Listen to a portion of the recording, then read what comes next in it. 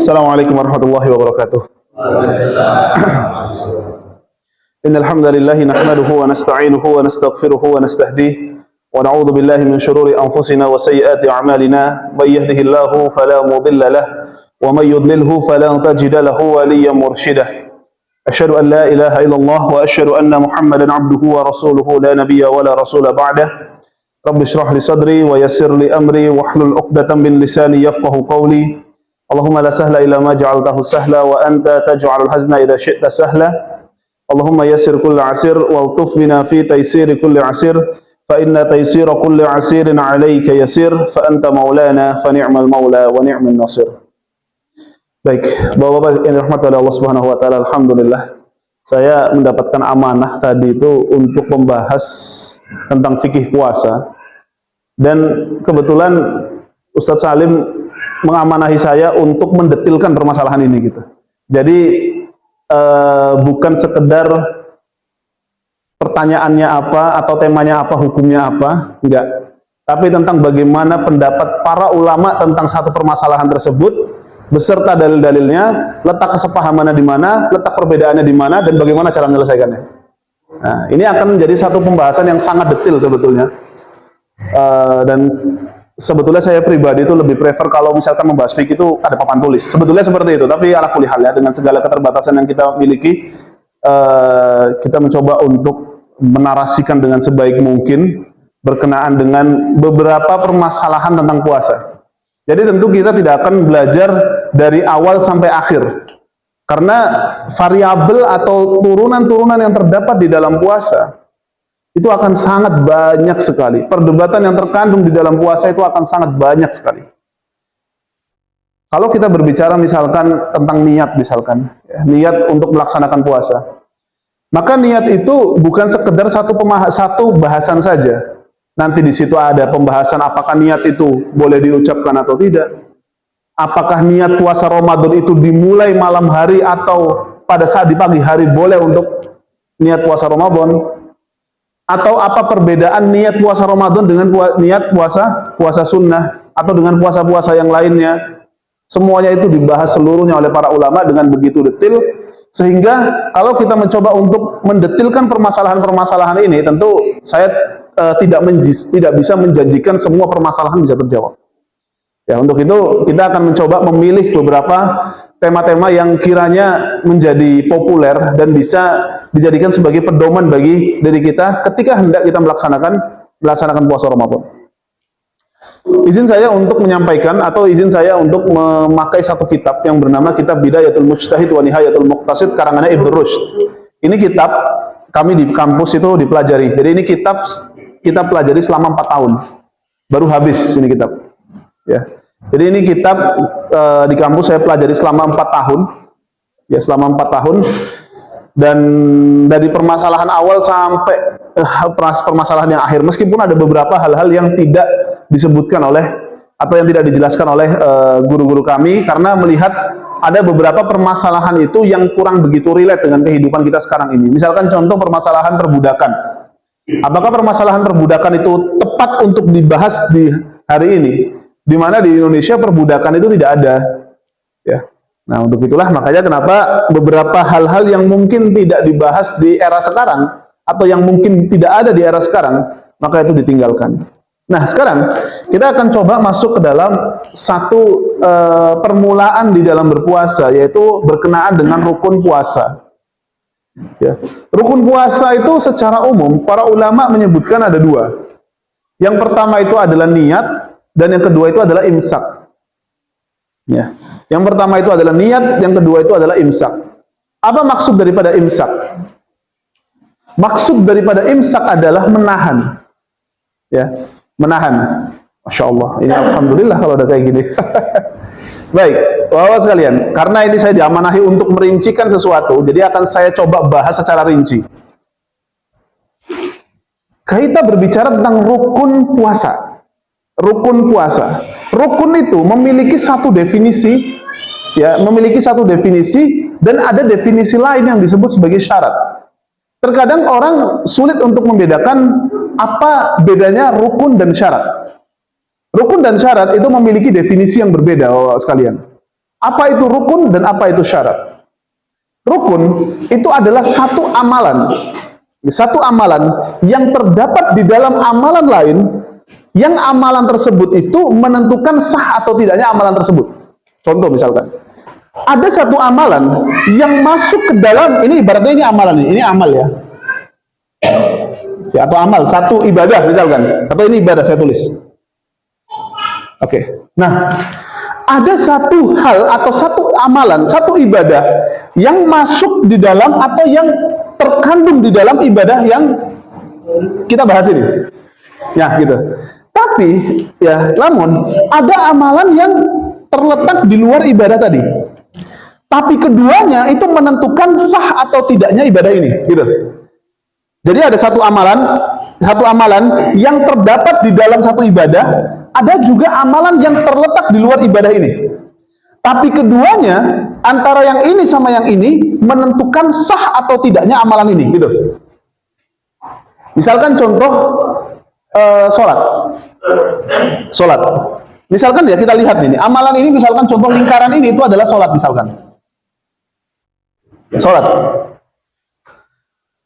Apa amalan yang terkandung dalam sholat? Misalkan contoh apa salah satunya? Membaca Al-Fatihah ya. Nah, membaca Al-Fatihah. Baik. Orang kalau sholat nggak baca Al-Fatihah, sah atau tidak sholatnya? Nggak sah ya sholatnya ya. Nah, membaca Al-Fatihah itu terletak di dalam sholat. Berarti ini itu adalah membaca Al-Fatihah. Nah, atau nanti ada beberapa amalan-amalan lain. Ada ruku, ada sujud. Di sini misalkan ruku, ya, ruku. Lalu di sini ada sujud. Lalu ada amalan-amalan yang lain. Nah, Al-Fatihah, ruku sama sujud itu masuk ke dalam intisari sholat tadi, atau satu amalan yang terdapat di dalam sholat. Dan Al-Fatihah, ruku dan sujud letaknya di dalam sholat, dan dia menentukan sah atau tidaknya sholat tadi. Maka Al-Fatihah, ruku dan sujud itu yang disebut sebagai rukun. Ya, yang disebut sebagai rukun.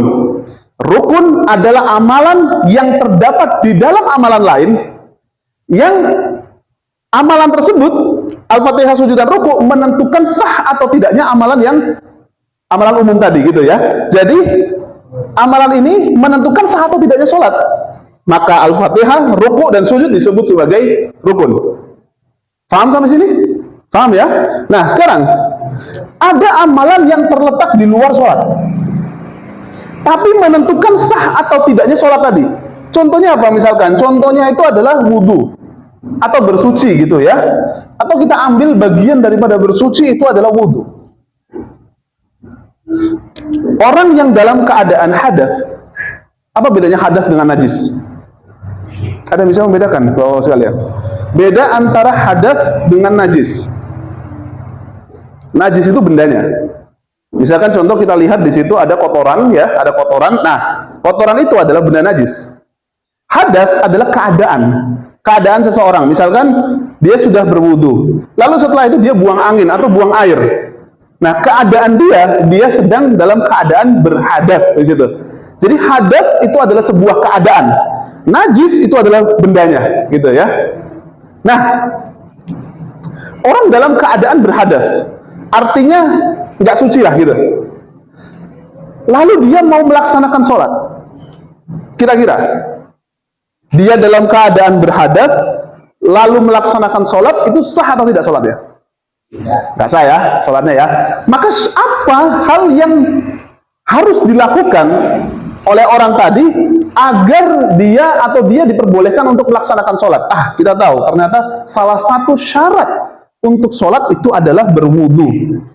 Wudu ini tidak terletak di dalam sholat, dia di luar sholat. Orang bisa berwudu tapi juga nggak sholat, gitu ya. Tapi orang mau sholat itu harus berwudu, gitu. Nah, amalan yang terletak di luar daripada ibadah ini, tapi menentukan sah atau tidaknya ibadah ini, itu yang disebut sebagai syarat. Maka wudhu itu disebut sebagai syarat. Ya. Jadi kalau mau dibedakan apa itu rukun dan apa itu syarat, rukun itu adalah ibadah atau amalan yang terdapat atau yang yaitu terdapat di dalam ibadah lain, sedangkan syarat itu adalah amalan yang terletak di luar ibadah tersebut. Tapi keduanya, baik rukun maupun syarat, merupakan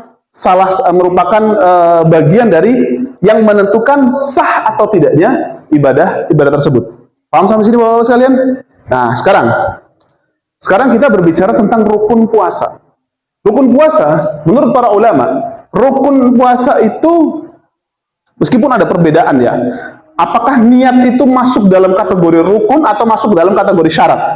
Karena orang kalau misalkan mau niat puasa, ya orang mau niat puasa, niatnya itu kan sebelum melaksanakan puasa, bukan pada saat melaksanakan puasa di situ. Ya, maka ada perbedaan pendapat di kalangan para ulama tadi. Tapi yang jelas adalah ada dua hal yang menentukan sah atau tidaknya puasa tadi. Yang pertama adalah niat, dan yang kedua adalah imsak. Apa yang disebut sebagai imsak? Imsak itu artinya adalah menahan, Bapak-Bapak sekalian. Artinya adalah menahan. Menahan dari makanan, menahan dari minuman, menahan dari nafsu, dan menahan dari hal-hal yang lain. Nah, para ulama ketika membahas tentang rukun yang pertama yaitu niat, para ulama memiliki perbedaan pendapat berkenaan dengan Waalaikumsalam warahmatullahi wabarakatuh. Apakah niat tersebut ketika hendak niat melaksanakan puasa Ramadan, apakah niatnya itu harus dilaksanakan pada malam hari? Atau niat itu boleh dilaksanakan ketika hendak berpuasa langsung? Atau misalkan waktu di pagi hari udah selesai sahur baru setelah itu niat? Ya gitu. Dia sudah sahur nih. Atau dia kebablasan sahurnya. Dia bangun, dia belum makan apa-apa. Lalu dia baru niat untuk berpuasa. Baru niat untuk berpuasa Ramadan. Kira-kira mana yang benar? Apakah niat itu dimulai pada saat malam hari atau niat itu boleh berada ketika kita misalkan kesiangan atau kita sudah sahur tapi belum niat sama sekali, lalu setelah kita masuk waktu puasa, sudah masuk waktu fajar, baru kita niat di sana. Nah, para ulama berbeda pendapat di situ. Baik. Nanti mundar-mandir Bang Jis ya. Saya baca aja di sini ya, nggak apa-apa. Biar nggak mundar-mandir. Nah, para ulama berbeda pendapat, ya. Wa amma ikhtilafuhum fi waqtin niyyah. Nah, para ulama berbeda pendapat tentang waktu niat, ya, waktu niat. Ada berapa perbedaan? Ada yang disebutkan di sini bahwa fa inna malikan ra'a annahu la yujzi siyam illa bi niyyatin qabla al-fajr. Bahwa niat itu, ya, niat itu harus dilakukan sebelum fajar. Harus dilaksanakan sebelum fajar. Artinya apa? Sebelum dia masuk waktu fajar, sebelum dia mulai untuk melaksanakan puasa, maka dia harus niat terlebih dahulu untuk melaksanakan puasa Ramadan. Dan itu untuk semua puasa, baik puasa wajib maupun puasa sunnah. Menurut Imam Malik, bahwa orang kalau mau melaksanakan puasa itu niatnya sebelum fajar.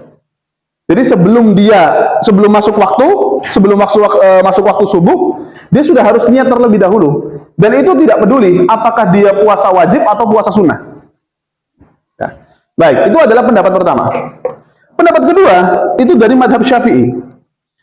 Wa qala Syafi'i, tujzi niyyatu ba'dal fajri fin nafilati wa la tujzi fil furudi. Nah, menurut madhab Syafi'i berbeda. Kalau menurut madhab Syafi'i, untuk puasa wajib itu harus dilaksanakan di malam hari. Artinya sebelum masuk waktu untuk puasa, sebelum fajar, maka dia harus niat untuk puasa. Khusus untuk puasa yang wajib, yaitu puasa Ramadan.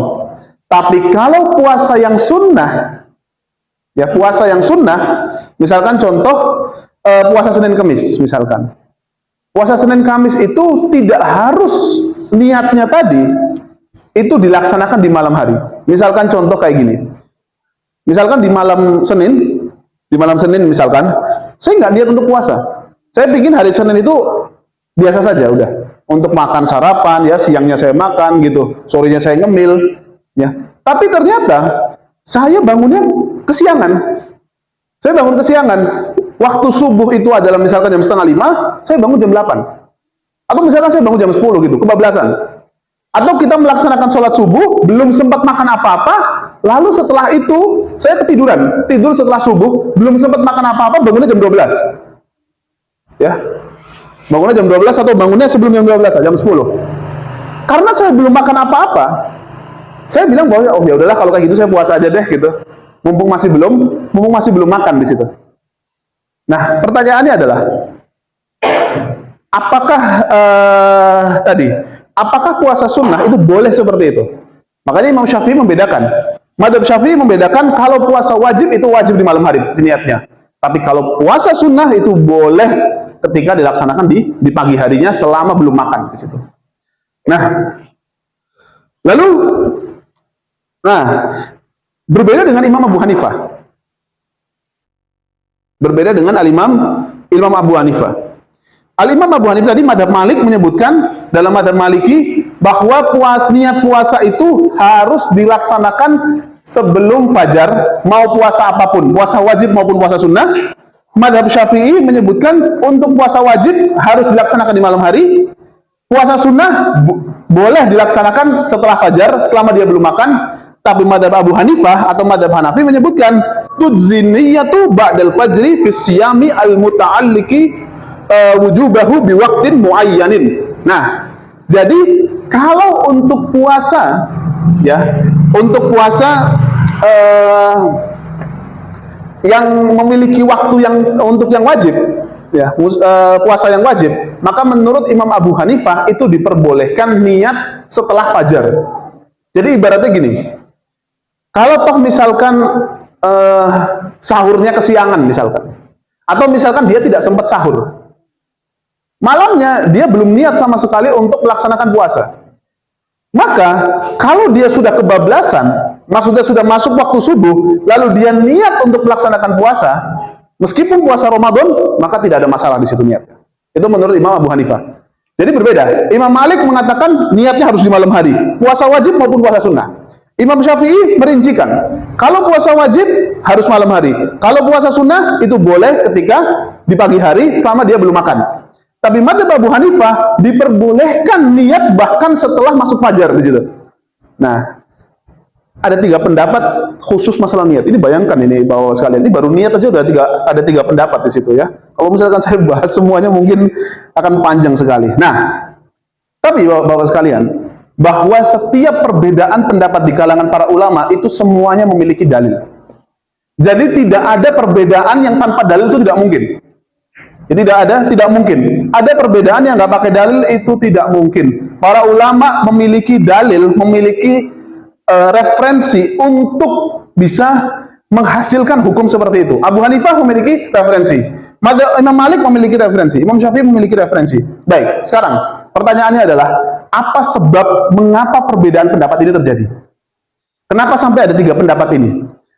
Al-Imam Ibnu Rushd menyebutkan wassababu fi ikhtilafihim, sebab mengapa terjadi perbedaan ini, ta'arudul athari fi dzalik, ternyata ada perbedaan, ada dalil-dalil yang seakan bertentangan satu dengan yang lainnya. Jadi Imam Abu Hanifah menggunakan dalil A, Imam Malik menggunakan dalil C, ya, atau menggunakan hadis C, lalu Imam Syafi'i menggunakan hadis B. Nah, apa saja hadis-hadis yang digunakan oleh para ulama ini? Fa'ahaduha, salah satunya ma kharrajahul Bukhari an Hafsah annahu qala alaihi salatu wassalam man lam yubayyit as-siyama minal laili fala siyama lah. Rasulullah sallallahu alaihi wasallam bersabda dalam hadis riwayat Bukhari, barang siapa yang tidak niat puasa di malam harinya atau tidak meniatkan puasa di malam harinya, fala siyamalah, maka tidak sah puasanya. Maksudnya apa? Kalau seandainya seseorang di malam hari tidak niat untuk melaksanakan puasa di pagi harinya, fala siyamalah, maka puasanya itu tidak sah. Ya. Jadi niat puasa, ya, niat puasa itu dilaksanakan di malam hari. Nah, itu adalah dalil pertama ya. Kalau mau saya tulis nanti dalil pertama ini ya. Ya. Saya tulis di sini ya, malam yubayyit ya di sini ya, malam yubayyitus siyam, malam yubayyit as-siyam Man lam yubayyitu siyam minal laili fala siyamalah. Ya. Man lam yubayyit as-siyama minal laili fala siyamalahu. Baik. Barang siapa, ya, man itu artinya siapa ya? Barang siapa belum, ya, Arya, belum meniatkan puasa dari pada waktu malam harinya, fala maka tidak ada siyamalahu, puasa bagi dia. Jadi siapa yang tidak meniatkan puasa di malam harinya, maka tidak ada puasa baginya. Artinya apa? Puasanya tidak sah di situ. Itu adalah dalil pertama. Dalil kedua, hadis riwayat Aisyah. Ini nggak saya tulis ya, ini saya sebutkan aja karena ini sebuah kisah. Aisyah berkata, dari Aisyah menyebutkan, qala li Rasulullah sallallahu alaihi wasallam dzata yaumin. Rasulullah sallallahu alaihi wasallam berkata kepadaku, yaitu berkata kepada Aisyah pada suatu hari, ya Aisyah tuh hal indakum syai'un. Kamu punya sesuatu nggak? Maksudnya ada makanan nggak di rumah, gitu. Jadi Rasulullah bertanya kepada Aisyah, ada makanan nggak di rumah? Lalu setelah itu Aisyah menjawab, qalat ya Rasulullah, ya qalat qultu ya Rasulullah ma indana syai'. Kita nggak punya makanan sama sekali. Hari ini kita nggak punya makanan. Coba bayangkan, Rasulullah Shallallahu Alaihi Wasallam itu kurang apa? Sebagai pemimpin, sahabatnya juga kaya-kaya, tapi Rasulullah sampai kurang makan. Coba. Ini tanda bagaimana gaya hidup Rasulullah Shallallahu Alaihi Wasallam itu sangatlah sederhana. Kalau Rasulullah itu mau minta makan kepada para sahabatnya itu bisa sekali. Bahkan tidak mungkin sahabat itu membiarkan Rasulullah Shallallahu Alaihi Wasallam tidak bisa makan, itu nggak mungkin. Tapi sampai Rasulullah itu tidak punya makan, tidak punya makanan di hari itu, tanda bahwa Rasulullah itu tidak pernah mengeluhkan keadaannya kepada para sahabatnya. Kalau kita itu kan belum makan sedikit gitu kan ya, atau misalkan kebutuhan kita masih kurang, lalu pasang status di sini. Iya kan, kita langsung pasang status di sana. HP kita udah mati-matian gitu kan, udah mati-matian langsung pasang status di situ. Siapa tahu barangkali ada yang mau ngasih HP kan gitu. Rasulullah nggak seperti itu gitu. Beliau tidak mengeluhkan problemnya, padahal itu urusan makan coba, yang sangat fundamental di situ dalam kehidupan Rasulullah Sallallahu Alaihi Wasallam. Baik, lalu apa jawaban Rasulullah Sallallahu Alaihi Wasallam ketika Aisyah menjawab hari ini nggak ada makanan Rasulullah? Rasulullah menjawab, qala fa inni shaim. Oke, kalau hari itu, kalau seperti itu, maka hari ini aku berpuasa. Nah, jadi Rasulullah seakan gini, di hadis tadi Rasulullah seakan menyebutkan bahwa Rasulullah nggak niat sama sekali untuk puasa di malam harinya. Jadi Rasulullah nggak ada niatan awalnya untuk melaksanakan puasa. Tapi setelah bertanya kepada Aisyah hari ini ada makanan atau tidak, maka ketika Aisyah menjawab tidak ada ya Rasulullah, Rasulullah menjawab, oke, kalau hari ini aku berpuasa. Tanda bahwa niat puasa itu diperbolehkan untuk dilaksanakan di pagi harinya. Nah, pertanyaannya, mana yang sah? Apakah hadis ini atau hadis yang satunya? Hadis ini, hadis yang pertama menyebutkan bahwa puasa itu niatnya harus di malam hari. Hadis yang kedua menyebutkan bahwa puasa itu dilaksanakan atau niat puasa itu dilaksanakan di pagi hari. Nah, bagaimana para ulama menyebutkannya? Nah, wali hadits Muawiyah annahu qala 'alal minbar, ini ada hadis yang ketiga ya. Muawiyah menyebutkan di atas mimbar, ya ahlal Madinah, aina ulama'ukum? Sami'tu Rasulullah sallallahu alaihi wasallam al-yawmu hadha yawmu Ashura wa lam yuktab alaina siyamuhu wa ana sha'im faman syaa'a minkum falyasum wa man syaa'a falyuftir. Di situ ya. Nah, Muawiyah bin Abi Sufyan pernah mendengar Rasulullah Shallallahu Alaihi Wasallam bersabda, hari ini adalah hari Ashura dan dan hari ini belum ditetapkan baginya puasa. Artinya Rasulullah mengatakan bahwa hari ini adalah hari Ashura dan belum ditetapkan puasa untuk hari ini.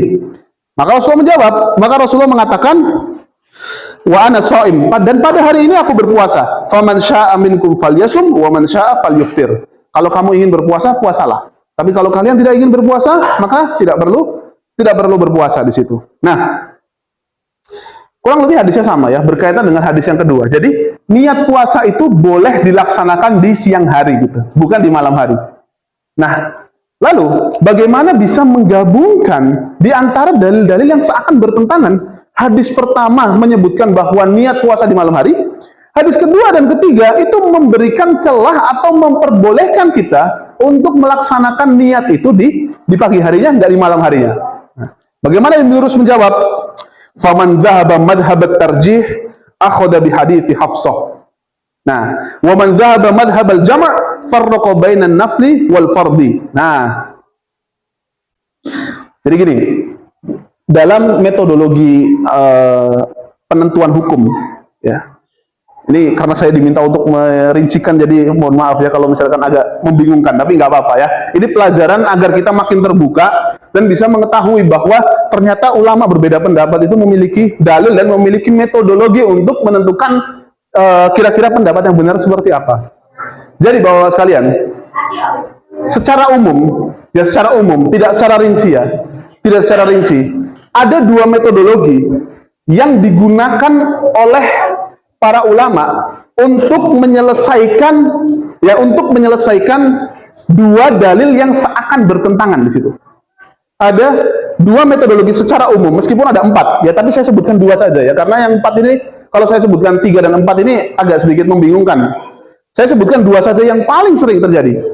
Dua di antara 4 metodologi yang digunakan oleh para ulama ketika ulama tersebut menemukan dua dalil yang bertentangan. Ya, ini kan bertentangan. Yang satu mengatakan niat puasa di malam hari, yang satunya mengatakan niat puasa itu di pagi hari. Bagaimana dua metodologi tadi? Ada yang disebut sebagai thariqatul jam'i. Ya, thariqatul jam'i, atau saya tulis bahasa Latinnya aja ya. Thariqah jam'i. Ada yang disebut sebagai thariqah tarjih. Ada yang disebut sebagai thariqatul jam'i, ada yang disebut sebagai thariqatul tarjih. Apa maksudnya? Gini. Thariqah itu artinya metodologi, cara. Ya. Kalau misalkan bapak-bapak sekalian pernah dengar istilah tarekat, nah itu dari sini. Kalau pernah dengar istilah tarekat itu dari sini. Jadi tarekat itu adalah cara di situ, ya. Cara. Ya, cara untuk, karena kalau dalam ilmu tasawuf itu kan ada yang disebut sebagai tarekat. Kenapa kok sampai ada tarekat di dalam ilmu-ilmu tasawuf di situ? Karena ilmu dalam Islam itu ada tiga pelajaran penting, atau ada 3 bahasan di dalam ajaran Islam. Yang pertama itu adalah akidah, yang kedua itu adalah syariah, dan yang ketiga itu adalah akhlak. Akidah, syariah, sama akhlak. Untuk menggapai akidah yang benar, itu maka menggunakan metodologi di situ. Atau ada thariqah di dalam akidah di situ. Ya. Dan itu ada metodologinya bermacam-macam. Bagaimana memahami bahwa Allah itu punya tangan misalkan. Tangannya Allah itu seperti apa sih? Apakah maksudnya tangan Allah yadullah fawqa aydihim, tangannya itu adalah tangan? Ya tangan seperti itu. Tapi bentuknya seperti apa? Wallahu taala alam.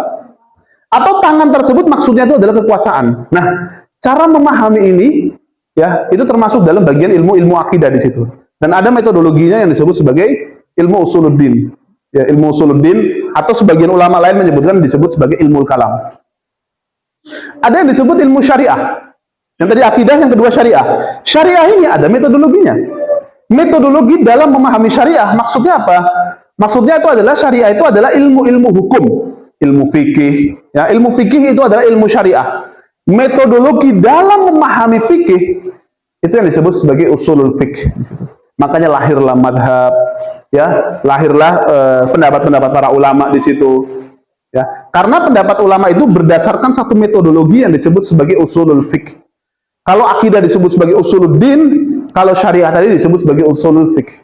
Nah, dari masing-masing usuluddin itu melahirkan berbagai macam madrasah. Ya, jadi kalau akidah ada sebuah metodologinya. Dari metodologi tadi lahirlah madrasah-madrasah gitu. Makanya kenapa perbedaan pendapat itu terjadi? Karena tadi dia memiliki metodologi dalam memahami syariat yang dengan cara yang berbeda, maka lahirlah madhab-madhab tadi. Ya, misalnya tadi ya, ini saya panjangkan sedikit ya bapak-bapak sekalian ya. Misalkan saat Allah Subhanahu Wa Taala menyebutkan yadullah fawqa aydihim, tangan Allah itu di atas tangan-tangan mereka. Maksudnya apa? Bahwa Allah Subhanahu Wa Taala ini ketika menyebutkan kata tangan, apakah maksud tangan itu adalah tangan, ataukah maksudnya itu adalah maksud lain? Ada dua pendapat di sini. Pendapat pertama mengatakan bahwa maksud tangan itu ya tangan. Tapi bagaimana tangan Allah Subhanahu wa taala, wallahu taala alam. Jadi ditafwid, diserahkan maknanya oleh Allah Subhanahu wa taala. Ketika Allah menyebutkan tangan, ya sudah tangan seperti itu. Tapi bagaimana caranya? Wallahu taala. Bagaimana tangan Allah? Apakah sama seperti tangan manusia? Tidak mungkin. Apakah sama seperti tangannya sapi? Tidak mungkin. Apakah sama seperti tangannya hewan-hewan yang lain? Tidak sama. Karena Allah menyebutkan laisa kamitslihi syai' wa huwas samiul basir. Allah Subhanahu wa taala tidak sama seperti makhluknya. Tapi saat Allah menyebutkan dirinya memiliki tangan, kita itsbat, kita tetapkan bahwa Allah memiliki tangan. Tapi tangannya seperti apa? Wallahu taala alam. Itu metodologi pertama. Metodologi kedua, itu memiliki pemahaman bahwa maksud tangan Allah itu adalah kekuasaan Allah. Maksud tangan Allah itu adalah kekuasaan Allah. Nah, dari metodologi pertama lahirlah satu madhab yang disebut sebagai misalkan madhabnya Al-Imam Ibnu Taimiyah misalkan, dari kalangan Hanabilah. Dari madhab yang kedua, lahirlah madhab seperti Asy'ariyah dan Maturidiyah. Gitu. Itu madhab dalam akidah. Ada yang masuk dalam dimensi syariat. Syariat itu kaitannya dengan fikih. Misalkan contoh seperti ini ya, perbedaan ini. Satu mengatakan hukumnya itu adalah, ya satu dalil, ya mengatakan bahwa niat puasa itu di malam hari. Yang satu lagi menemukan dalil, yang madhab satu lagi menemukan dalil, ternyata Rasulullah pernah loh, Rasulullah itu pernah loh puasa niatnya itu nggak di malam hari gitu. Jadi ada satu pendapat yang hanya mendapatkan hadis ini saja, tapi ada ulama lain yang hanya mendapatkan hadis kedua saja, nggak dapatin hadis ini. Makanya lahirlah perbedaan pendapat di sana. Ya, ada yang ya tadi lahirlah ada madhab Hanafi, ada madhab Syafi'i, madhab itu karena cara pemahaman mereka berbeda dan hadis yang sampai kepada mereka pun juga berbeda-beda. Dan ada yang disebut sebagai akhlak. Nah, akhlak ini ada metodologi bagaimana cara kita berakhlak kepada Allah Subhanahu wa taala. Bagaimana berakhlak kepada Allah Subhanahu wa taala di situ, maka lahirlah madhab-madhab yang mendekatkan kita untuk memperoleh tata cara berakhlak dengan benar. Makanya dalam ilmu akhlak itu ada yang disebut sebagai ilmu tasawuf. Dari ilmu tasawuf tersebutlah lahirlah tarekat-tarekat tersebut. Itu adalah latar belakang kenapa terjadi perbedaan dan kenapa terjadi namanya tarekat. Baik, kita kembali lagi. Mohon maaf ya, Bapak sekalian. Ada dua metodologi. Ada yang disebut sebagai thariqatul jam'i. Apa itu thariqah jam'i? Dia adalah metodologi yang menggabungkan antara dua dalil tadi. Ini kan dua dalil yang bertentangan. Satu mengatakan niat puasa itu di malam hari, satu lagi mengatakan niat puasa itu boleh di siang hari. Nah, kalau kita menggunakan metodologi ini, metodologi pertama adalah bagaimana bisa menggabungkan dua dalil ini seakan-akan tidak bertentangan di situ. Dua dalil ini seakan-akan tidak bertentangan. Paham ya Bapak ya? Jadi, satu mengatakan niat puasa di malam hari, satu mengatakan niat puasa di pagi hari. Kalau kita menggunakan metode pertama mengajari kita bagaimana cara menggabungkan dua dalil tadi seakan-akan tidak bertentangan satu dengan yang lainnya. Sedangkan kalau metodologi tarjih, itu adalah metodologi yang ketika tidak diketemukan kesepahaman antara dua dalil tadi, maka harus ada yang digugurkan salah satunya. Jadi ketika kita lihat, ternyata ini malam hari, yang satu lagi niatnya malam hari, yang satunya lagi mengatakan pagi hari. Gimana cara menggabungkan dua dalil tadi? Bagaimana cara bisa menggabungkan dua hadis tadi? Sedangkan Rasulullah SAW ketika bersabda, ketika menentukan hukum, nggak mungkin bertentangan. Kalau sampai ada yang bertentangan, berarti mungkin salah satu ada yang keliru di sini. Maka digugurkan hadis yang satu dan dipakai hadis satunya lagi. Bagaimana menentukan mana yang lebih baik daripada yang lain? Kita lihat dari status hadisnya. Mana yang lebih sah? Apakah hadis yang pertama atau hadis yang kedua di situ? Paham nggak situ, Bapak sekalian ya? Baik. Pusing ya? Ya, jadi bismillah lah ya, kita belajar coba untuk memahami sebuah metodologi. Kenapa kok ulama minimal itu minimal kita punya pemahaman gitu ya. Minimal kita pulang itu kita bisa sadar, bisa tahu bahwa oh ternyata ulama itu beda pendapat gitu loh. Dan ternyata mereka itu care-care saja gitu kan terhadap perbedaan pendapat ini. Ya, justru orang yang kagetan gitu ya, tidak bisa menerima perbedaan itu yang menjadi masalah di sana, terkhusus masalah fikih. Nah, ulama saja tetap bersatu di tengah perbedaan ini, masa kita yang mengikuti mereka tidak mengikuti jejak mereka gitu, tetap dalam persatuan di sana ya. Baik. Nah, sekarang siapa yang mengikuti thariqah jam'i dan siapa yang mengikuti thariqah tarjih? Nah, Imam Malik yang mengatakan tadi pendapatnya bahwa niat puasa itu hanya di malam hari saja, nggak ada niat puasa di pagi hari di situ. Maka Imam Malik mentarjih atau membenarkan hadis yang pertama daripada hadis yang kedua. Ya, karena menganggap riwayat ini lebih sah, lebih bisa diterima daripada riwayat yang kedua. Ya, riwayat yang kedua. Jadi otomatis mengapa beliau mengatakan bahwa tidak peduli apakah itu puasa sunnah atau puasa wajib? Karena ada hadis ini dan hadis ini lebih kuat daripada hadis sebelumnya, daripada hadis yang mengatakan puasa itu niatnya di siang hari, maka mau puasa sunnah maupun puasa wajib semuanya harus dilaksanakan niatnya di malam hari. Bagaimana dengan Imam Abu Hanifah? Imam Abu Hanifah menggunakan hadis yang kedua daripada hadis yang pertama. Jadi mentarjih hadis yang kedua, tapi tadi ya mengatakan bahwa hadis yang pertama ini tidak lebih kuat daripada hadis yang kedua. Jadi karena ada hadis yang kedua yang mengatakan bahwa itu yang dilaksanakan oleh Rasulullah SAW, oh ini kan cuma perkataan. Ini cuma perkataan Rasulullah di situ. Tapi yang hadis kedua itu betul-betul Rasulullah laksanakan di sana. Maka hadis kedua itu statusnya lebih diutamakan oleh Imam Abu Hanifah daripada hadis yang pertama. Maka lahirlah pendapat menurut Imam Abu Hanifah bahwa puasa wajib atau puasa sunnah boleh niatnya itu pada saat di siang hari. Ya, paham sampai sini ya. Nah sekarang bagaimana Imam Syafi'i? Bagaimana Imam Syafi'i? Karena mayoritas masyarakat Indonesia itu adalah madhab Syafi'i. Madhab Syafi'i menggunakan metodologi yang pertama, thariqatul jam'i. Bagaimana dua dalil ini itu tidak dipertentangkan satu dengan yang lainnya. Ternyata menurut analisa daripada Imam Syafi'i, menurut analisa daripada orang ulama madhab Syafi'i, bahwa dua dalil ini sama-sama sah. Kedua dalil ini sama-sama sahih. Tidak mungkin dua dalil yang sama-sama sahih itu bertentangan satu dengan yang lainnya. Maka Imam Syafi'i melakukan namanya thariqatul jam'i. Bahwa hadis pertama ini khusus untuk puasa wajib. Khusus untuk puasa Ramadan, puasa yang wajib, maka niatnya itu harus di malam hari. Tapi kalau untuk puasa sunnah, itu boleh niatnya itu pada saat di siang hari. Karena apa? Dari mana Imam Syafi'i mengatakan seperti itu? Karena Rasulullah SAW pada saat beliau menanyakan kepada Aisyah tadi, awalnya kan Rasulullah nggak ada niatan untuk puasa. Kalau itu puasa wajib, harusnya Rasulullah itu nggak nanyain sama Aisyah.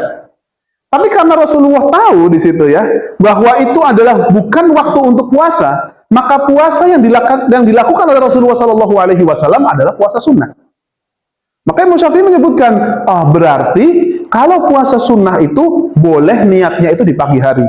Jadi pada saat misalkan kita ya habis sholat subuh, lalu kita tidur lagi, belum sempat makan apa-apa, bangunnya jam 10, lalu kita niat puasa, maka tidak ada masalah di situ. Khusus untuk puasa sunnah.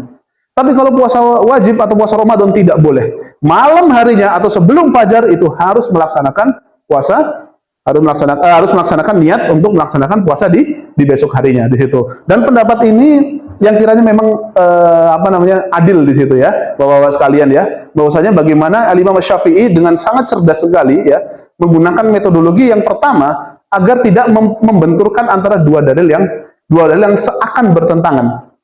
Jadi setelah Imam Syafi'i memberikan atau menggabungkan dua hadis tadi, jadi seakan-akan hadis ini nggak bertentangan sama sekali. Oh, maksud Rasulullah yang hadis pertama itu adalah puasa wajib.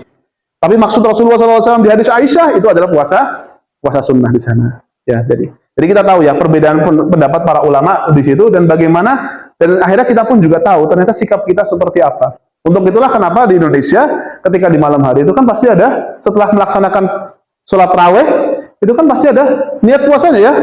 Ya nawaitu sauma qadin, nah, dan seterusnya gitu. Nah, itu adalah bentuk amalan atau apa yang dilakukan oleh masyarakat Indonesia, karena masyarakat Indonesia mayoritas adalah bermadhab Asy-Syafi'i di situ. Dan mana dalilnya? Ini dalilnya. Ya, paham sampai sini Bapak-Bapak sekalian? Baik, Masya Allah. Baik, sebelum saya lanjut ke masalah selanjutnya, ada pertanyaan atau enggak? Saya ingin sifatnya itu tematik saja di situ ya. Kalau nggak ada pertanyaan, saya lanjut ke beberapa masalah yang lain. Silakan. Kita kadang pernah dengar itu masalahnya golongan aja, jadi di awal Ramadan itu dia niat untuk puasa 1 bulan gitu. Iya. Jaga-jaga kalau setiap malamnya ada kelupaan. Iya. Nah, itu gimana itu? Ada apa? Ada dalilnya apa enggak? Masih ada. Baik.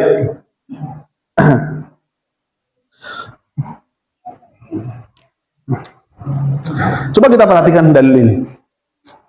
Malam yubayyitu siyam minal laili fala siyama lahu. Barang siapa tidak melaksanakan niat puasa pada malam harinya, kata al-lail ini, itu tuh maksudnya itu adalah 1 malam. Ya, berarti 1 malam. Dari hadis ini kita bisa ambil satu pelajaran bahwa kalau yang disebutkan di sini itu adalah 1 malam, maka otomatis di malam-malam selanjutnya itu harus dilaksanakan niat untuk melaksanakan puasa di situ. Ya. Harus dilaksanakan niat ketika puasa. Maka otomatis kita mungkin boleh niat di awal. Iya, niatnya langsung 30 hari itu nggak ada masalah.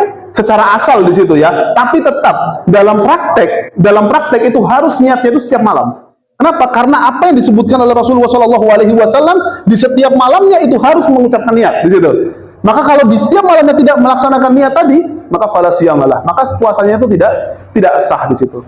Terlebih saya berpikir bahwa masyarakat Indonesia itu saya yakin 100% di situ. Niat itu kan ada 2 cara ya. Ada niat menggunakan hati, ada niat yang menggunakan lisan di situ. Para ulama memperbolehkan ya. Jadi gini, para ulama menyebutkan bahwa asal daripada niat itu ada di dalam hati. Ya, asal niat itu ada di dalam hati. Nah, terus Ustadz, kok bisa ada orang yang mengatakan niat itu boleh diucapkan, Ustadz? Apakah mereka itu punya dalilnya? Ada dalilnya. Dalilnya apa? Dalilnya itu salah satunya itu adalah dalil qiyas. Qiyas itu maksudnya gini. Qiyas itu adalah memasukkan hukum terhadap sesuatu yang belum ada hukumnya dari referensi yang sudah memiliki hukum. Contoh, ada khamr. Khamr itu hukumnya halal atau haram Bapak sekalian? Haram ya. Kenapa khamr itu haram? Ya, karena memabukkan. Karena dia memiliki sifat memabukkan di situ. Mau sedikit atau banyak, tapi kalau dia secara zat dapat memabukkan, maka dia itu disebut sebagai khamr dan haram untuk diminum. Ya, madaratnya juga lebih besar. Nah, sekarang ada satu zat lain yang ternyata memabukkan juga, tapi bukan minuman keras. Apa itu? Narkoba misalkan. Narkoba itu memabukkan, membuat orang akalnya itu hilang, membuat orang itu akalnya itu hilang. Ternyata sifat narkoba itu sama seperti sifat khamr.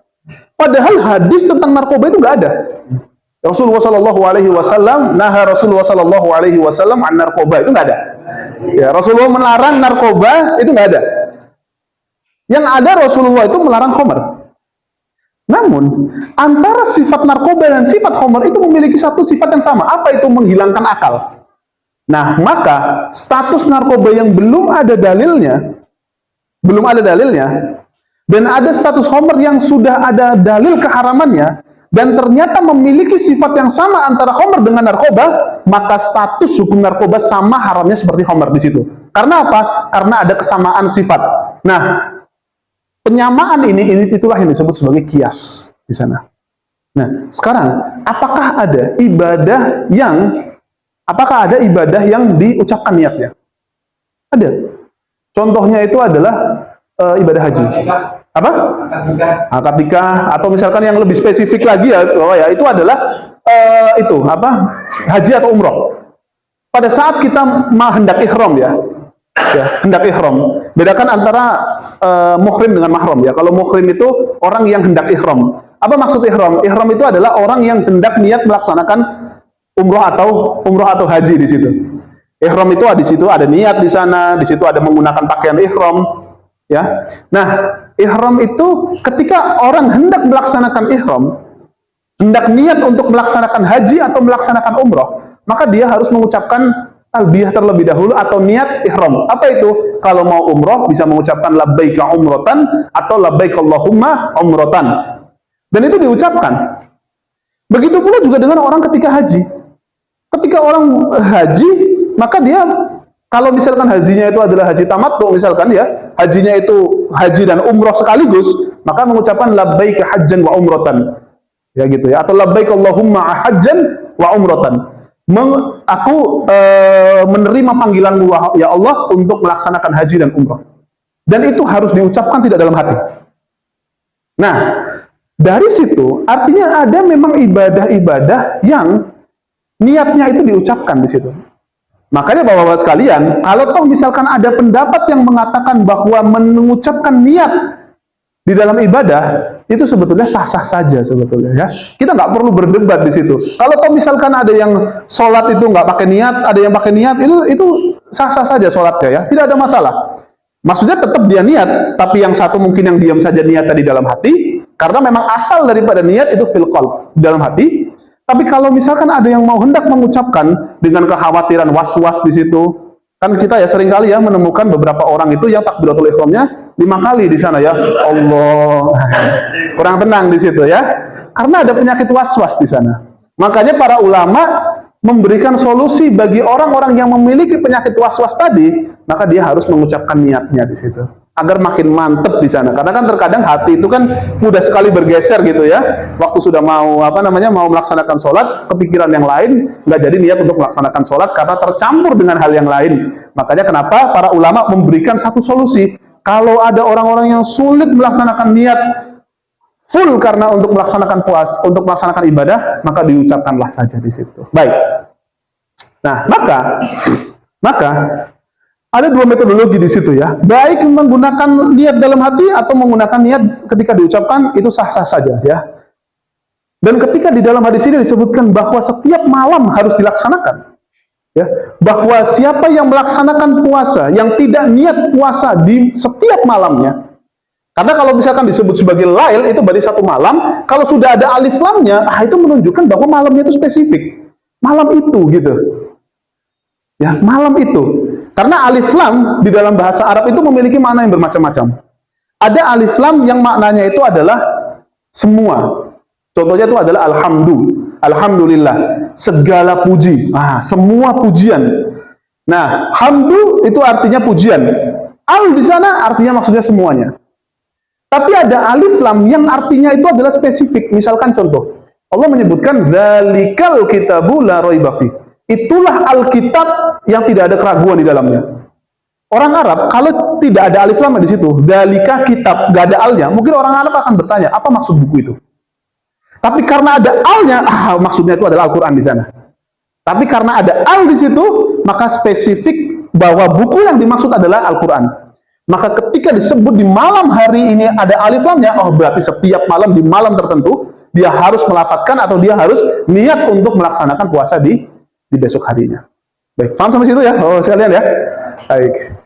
Ada pertanyaan lagi? Ya, jadi mungkin kalau sekedar niat puasa Ramadan insya Allah sampai niat 1 bulan, memang nggak ada nggak apa-apa ya. Tapi setiap malamnya tetap kita tidak ada masalah di situ, Pak ya. Tidak ada masalah itu sebagai niat awal, sebagai konsisten di situ ya. Karena niat itu, kalau kita lihat dari definisi niat itu bukan, bedakan antara niat dengan azam. Dengan azam itu berbeda.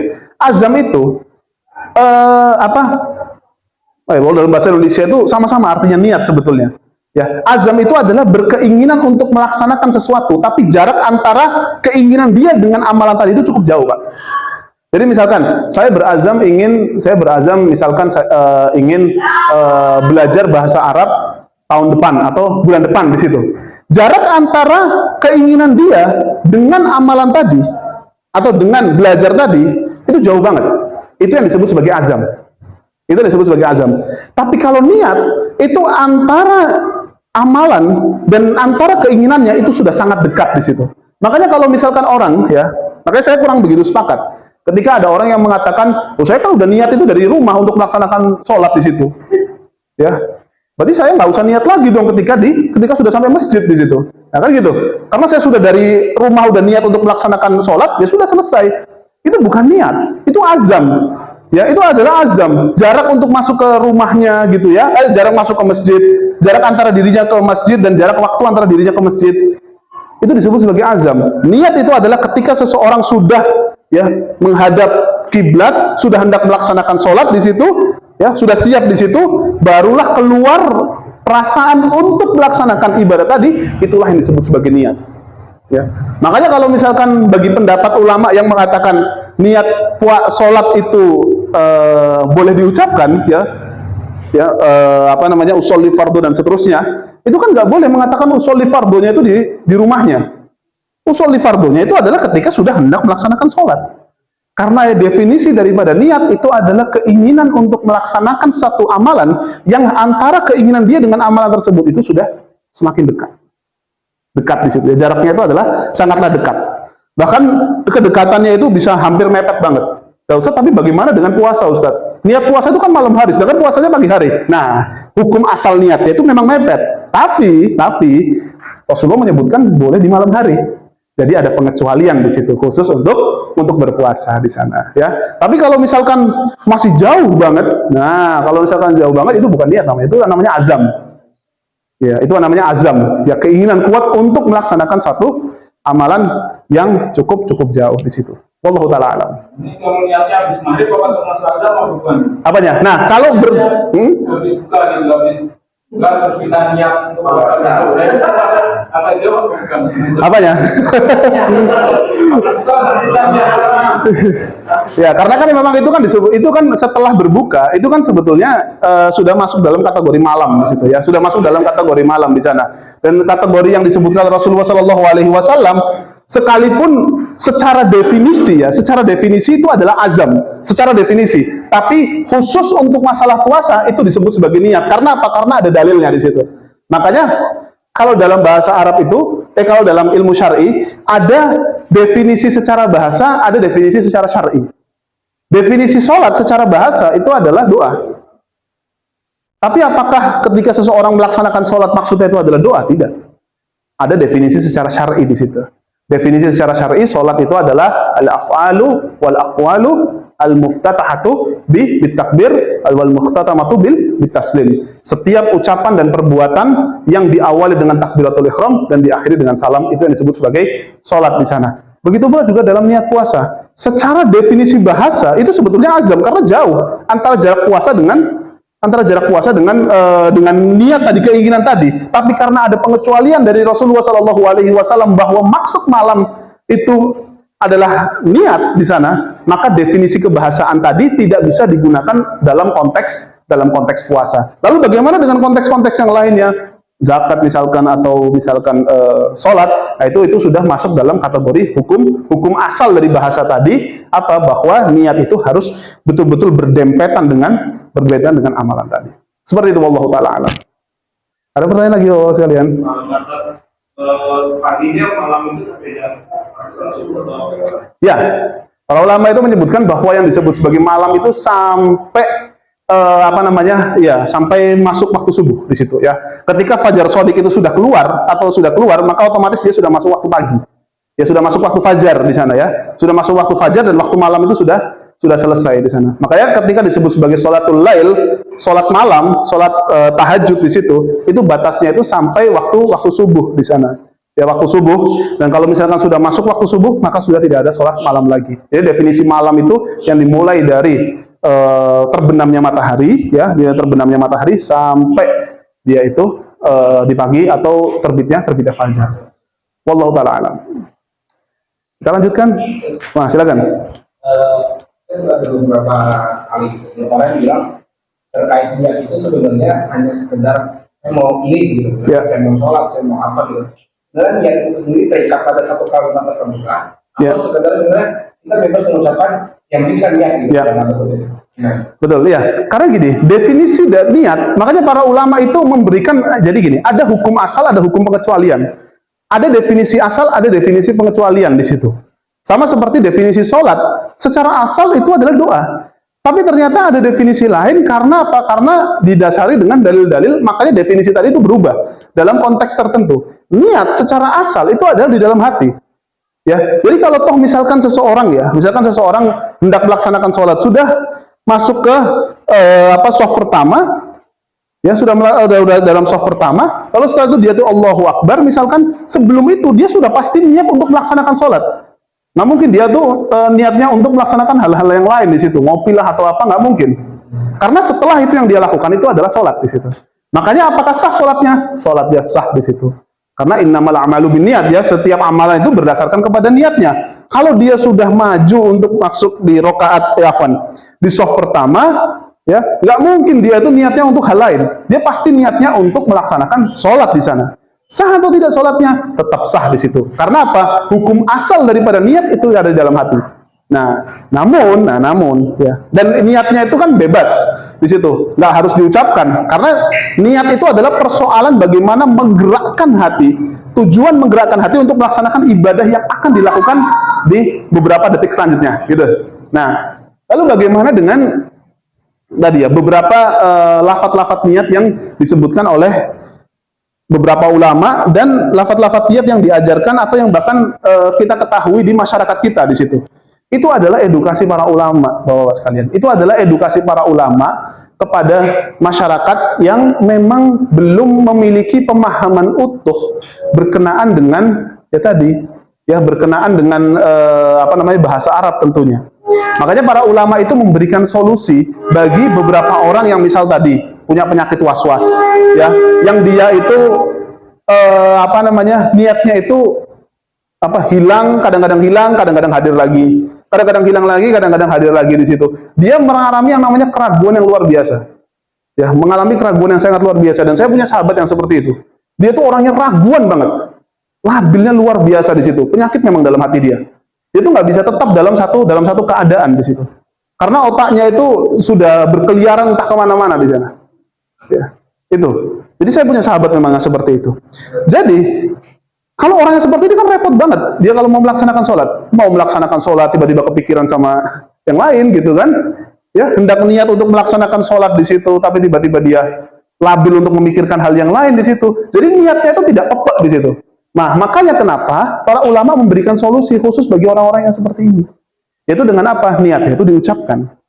Ya, dengan mengucapkan usolli fardhu dan seterusnya gitu ya. Para ulama memberikan referensi ucapan tadi agar orang-orang itu bisa memiliki referensi ucapan. Karena sekali lagi yang namanya manusia ya, apalagi berkaitan dengan ibadah, itu kan fitrah manusia itu pasti inginnya itu ibadah itu memiliki referensi yang kuat atau memiliki sandaran doanya seperti apa sih? Saya kan sering banget ditanyain, Ustadz, doanya biar kayak gini gimana? Doanya biar gitu gimana? Padahal semua orang itu udah tahu, pakai doa bahasa Indonesia itu nggak apa-apa. Tapi kenapa kok orang masih bertanya, Ustadz, biar doa dapat rezeki, biar rezekinya lancar itu apa ya, Ustadz ya? Saya berkali-kali jawab, Bu, bisa jawab, bisa berdoa dengan bahasa ibu sendiri. Tapi ya begitulah manusia gitu ya, menginginkan sesuatu yang spesifik sekali gitu.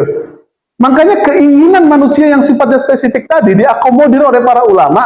Kalau kayak gitu, kalau bapak atau ibu ingin niat untuk melaksanakan sholat, ya, dan itu spesifik, baca menggunakan kata-kata ini di situ.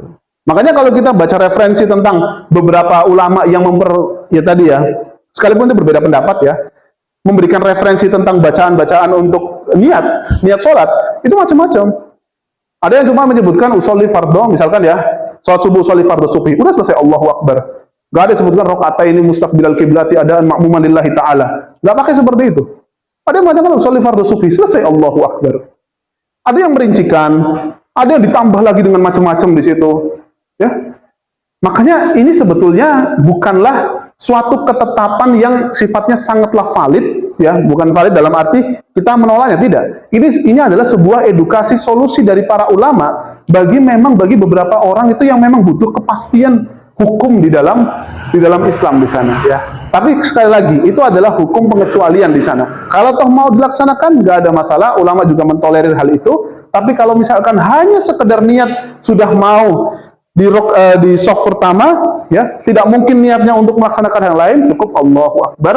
Setelah itu maka tidak ada masalah di situ.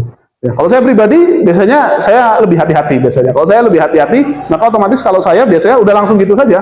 Ya, sudah masuk waktu masuk sholat sudah qomat, saya misalkan di soft pertama, sudah saya biasanya kalau saya pribadi itu biasanya langsung saja, ya Allahu Akbar di situ. Tapi bagi yang orang-orang yang mau menyampaikan, itu ada dalilnya, dilaksanakan tidak ada masalah dan sholatnya tetap sah di situ. Wallahu ta'ala alam.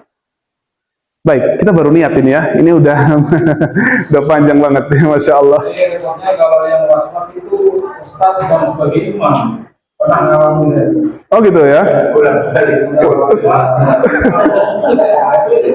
Apa di tempat itu dia udah ngajar kan? Iya. Tapi ketawanya itu pas sholat kok lama banget itu. Ini biasa. Dia ngajar di situ, ya Ustaz itu yang imam biasanya kan nggak enak ya, yang biasanya imam sholatnya itu kan nggak enak gitu karena ada Ustaz. Masya Allah. Tapi itu lama berarti ada yang sudah Was-was ya. Masya Allah. Iya. Oh ya ada kayak gitu Pak ya. Masya Allah. Solusinya gimana itu, apa perlu kita Ya, jadi apa namanya sekali lagi ya, bahwa khusus untuk yang was-was tadi itu memang tadi cukuplah saja untuk mengucapkan niat tadi, utarakan saja niatnya. Ya, sekali lagi al yaqinu la yazulu bisyak. Ya, dalam kaidah fikih ada 5 kaidah fikih yang besar yang menjadikan referensi bagi atau untuk menjawab semua permasalahan fikih. Salah satunya itu adalah al yaqinu la yazulu bisyak, bahwa sebuah keyakinan itu tidak bisa menghilangkan sebuah keyakinan ya itu tidak bisa dihilangkan dengan keraguan-raguan. Misalkan contoh kayak gini. Saat seseorang sudah, misalkan orang yang kena was-was tadi. Ya, kena was-was tadi. Dia mungkin bisa ragu terhadap hatinya. Dia ragu terhadap hatinya, ini udah niat atau belum, udah full niat atau belum di situ. Tapi kalau misalkan dia mengucapkan, misalkan tadi ya usholi fardu dan seterusnya, dengan diucapkan niatnya, dia kan menjadi yakin bahwa dia itu sudah mengucapkan niat di situ. Maka otomatis kalau berdasarkan kaidah tadi bahwa keyakinan itu tidak bisa dicederai dengan keraguan-raguan, keraguan-raguannya itu ada di dalam hati dia, tapi dia sudah yakin sudah mengucapkan usholi fardu dan seterusnya, maka otomatis usholi fardu itu tidak bisa dibatalkan dengan keraguan-raguan yang ada di dalam hatinya. Maka laksanakanlah sholat sebagaimana mestinya. Lalu bagaimana Ustaz kalau masih was-was di situ? Minimal kita sudah mengutarakan niat tadi dan itu sudah yakin bahwa kita sudah melaksanakan, sudah mengucapkan niat tadi dan sudah sah, itu nggak usah dipikirkan lagi apakah diterima sama Allah Subhanahu Wa Taala seperti apa, udah nggak usah dipikirkan. Yang terpenting kita sudah melaksanakan syariat ini sesuai dengan karidar Allah dan Rasulnya, maka sudah selesai di situ. Ya, seperti itu. Wallahu taala alam. Jadi ini memang perlu sedikit edukasi khusus ya, bagi para beberapa orang-orang ya. Jadi kalau toh misalkan kena penyakit was-was tadi, udah ucapkan saja niatnya, lalu kalau masih ada ganjalan di dalam hati, itu jangan dihiraukan. Karena apa? Karena kita sudah yakin sudah mengucapkan niat tadi. Dan sesuai kaidah al yaqinu la yazulu bisyak. Sebuah keyakinan itu tidak bisa dihilangkan dengan keraguan-raguan di sana. Contoh lain, silakan Pak.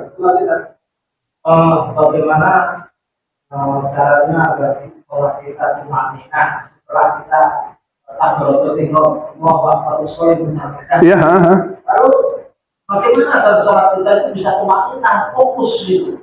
Baik. Kadang masalahnya, kadang kita udah berusaha fokus, ada aja pikiran kelewatan, pikiran yang bodoh.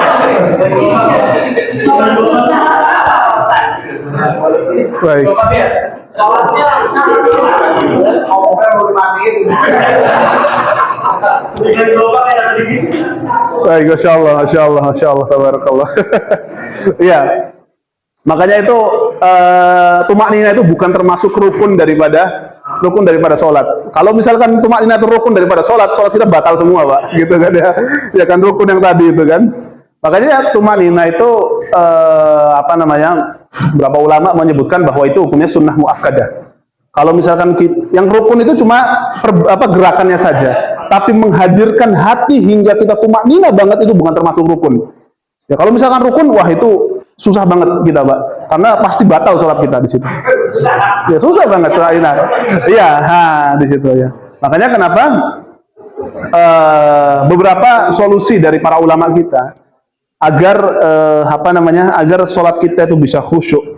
Tentu khusyuk 100% itu agak berat Pak ya. Tapi ada beberapa metodologi atau beberapa cara-cara kita agar sholat kita khusyuk di situ. Yang pertama adalah kita harus mempersiapkan sholat kita itu sekitar 10 menit atau 15 menit sebelum adzan di sana. Jadi memang hati kita itu sudah kita tetapkan untuk melaksanakan sholat di situ. Jadi sholat itu bukan sekedar pada saat kita tengah-tengah kerja Allahu Akbar lalu kita pergi di situ. Nah, itu susah. Karena sholat itu butuh yang namanya persiapan Pak. Jadi harus ada persiapan dari hati kita sekitar 10 menit sampai 15 menit sebelum adzan berkumandang, maka kita sudah siapkan diri kita, bismillah bentar lagi mau sholat di situ. Satu. Yang kedua adalah menggunakan pakaian-pakaian yang terbaik di situ, Pak. Jadi makanya kenapa makanya kenapa Rasulullah SAW itu berkali-kali dan Allah menyebutkan khudu zinatakum inda kullil masjid. Maka ambillah pakaian-pakaian yang terbaik ketika engkau hendak masuk ke dalam masjid di sana. Karena sekali lagi pakaian yang terbaik, pakaian yang indah di situ ya, menggunakan peci, menggunakan pakaian-pakaian yang bagus di situ, atau menggunakan sarung, menggunakan celana yang baik di sana, masuk ke dalam masjid untuk melaksanakan sholat. Ya, tentu bukan syarat sholat harus menggunakan peci, syarat sholat harus menggunakan baju koko di situ, enggak, tetap aja. Yang terpenting gunakanlah pakaian yang terbaik untuk melaksanakan sholat, karena itu yang akan membantu kita merasa pede. Kita itu kan pede ya untuk jalan di mall, karena kita menggunakan pakaian yang bagus di situ. Kita khusyuk untuk pergi ke mall gitu, Pak. Khusyuk banget keliling-keliling. Karena apa? Karena kita merasa pede, kita tuh merasa paling ganteng sendiri gitu. Ya, karena pakaian kita yang kita gunakan. Apalagi kita menggunakan parfum, wah lebih pede lagi di situ. Berharap orang lain nengok karena parfum kita wangi gitu, Pak ya. Nah, begitu pula juga ketika kita sholat gitu. Kita sholat, kita hendak berkomunikasi dengan Allah Subhanahu Wa Taala di sana. Ya, maka otomatis yang harus kita lakukan, persiapan kita melaksanakan sholat harus menggunakan pakaian-pakaian yang terbaik di sana. Pakaian-pakaian yang terbaik. Lalu yang ketiga, ada solusi yang cukup agak berat. Tapi ini lebih baik daripada kita membiasakan kebiasaan kita yang lain di situ. Coba baca surat-surat yang kita masih hafalkan. Ya, jadi jangan kulhu terus gitu, Pak. Jangan kulhu gitu terus. Karena kalau kulhu, insya Allah kita nggak akan fokus di situ ya. Tiba-tiba kulhu Allah subhanahu wa ta'ala tiba-tiba udah rukuk gitu. Paling pendek soalnya gitu kan. Kita Al-Kautsar di situ kan ya. Iya. Tapi kalau punya kemampuan Pak ya, kalau misalkan bisa punya kemampuan di situ, cobalah baca surat-surat yang memang sedang kita hafalkan gitu. Kenapa? Karena kita pasti kepikiran nih ayat selanjutnya di apa gitu kan ya. Karena yang kita pikirkan itu adalah Al-Qur'an di situ, Pak. Yang kita pikirkan itu adalah Al-Qur'an. Itu adalah menambah kekhusyuan kita di situ, Pak ya. Meskipun yang kita pikirkan itu adalah ayat-ayat selanjutnya di situ. Makanya untuk memperdalam kekhusyuan kita itu adalah tentang bagaimana cara kita memaksa diri kita agar betul-betul khusyuk itu. Selanjutnya itu adalah kalau di dalam hadis Nabi Muhammad SAW, ketika kita rukuk sama sujud, itu boleh maksimalnya itu sekitar 10 kali ya. Boleh 3 kali mengucapkan Subhana Rabbiyal Azim, boleh 3 kali. Subhana Rabbiyal Azim boleh 5 kali, boleh juga dibaca 10 kali di situ.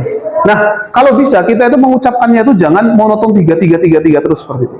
Kalau bisa kita tuh tambahkanlah sedikit di situ. Karena sekali lagi sesuatu yang tidak biasa kita lakukan itu akan menambah fokus kita dalam melaksanakan sholat di situ. Apalagi kalau misalkan Subhana Rabbiyal Azim cuma 1 kali, satu tidak sah sholatnya.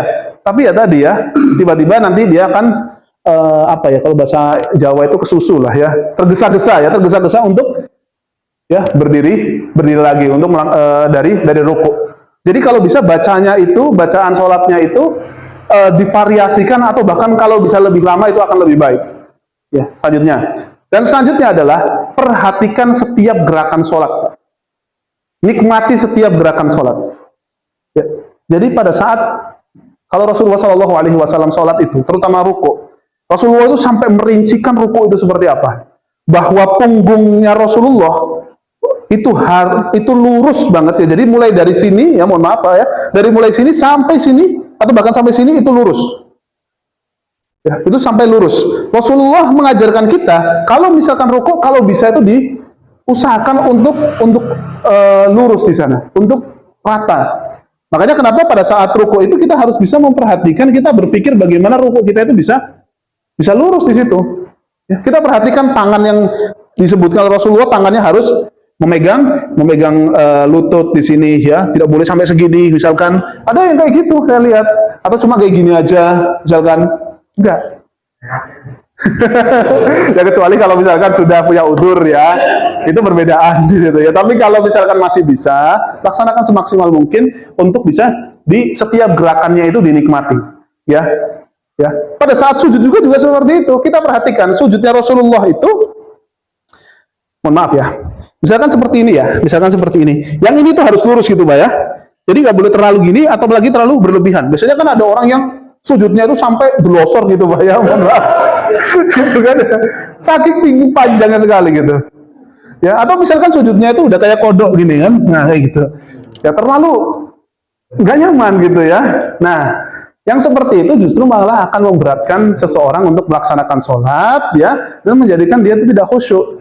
Makanya diperhatikan fikih sholat itu agar setiap detil-detil yang diajarkan oleh Rasulullah SAW kita perhatikan, dan itu menjadi syarat agar sholat kita itu bisa tumaknina dan bisa khusyuk. Pada saat kita sedang sujud misalkan ya, kita ingat hadis Nabi Muhammad SAW, ada 7 bagian ya, ada 7 bagian yang harus diletakkan oleh seorang hamba ketika dia hendak melaksanakan sujud. Apa itu? Kedua telapak tangan, kedua lutut, sama kedua kaki, dan satunya itu adalah ya jidat sama hidung. Jadi satu.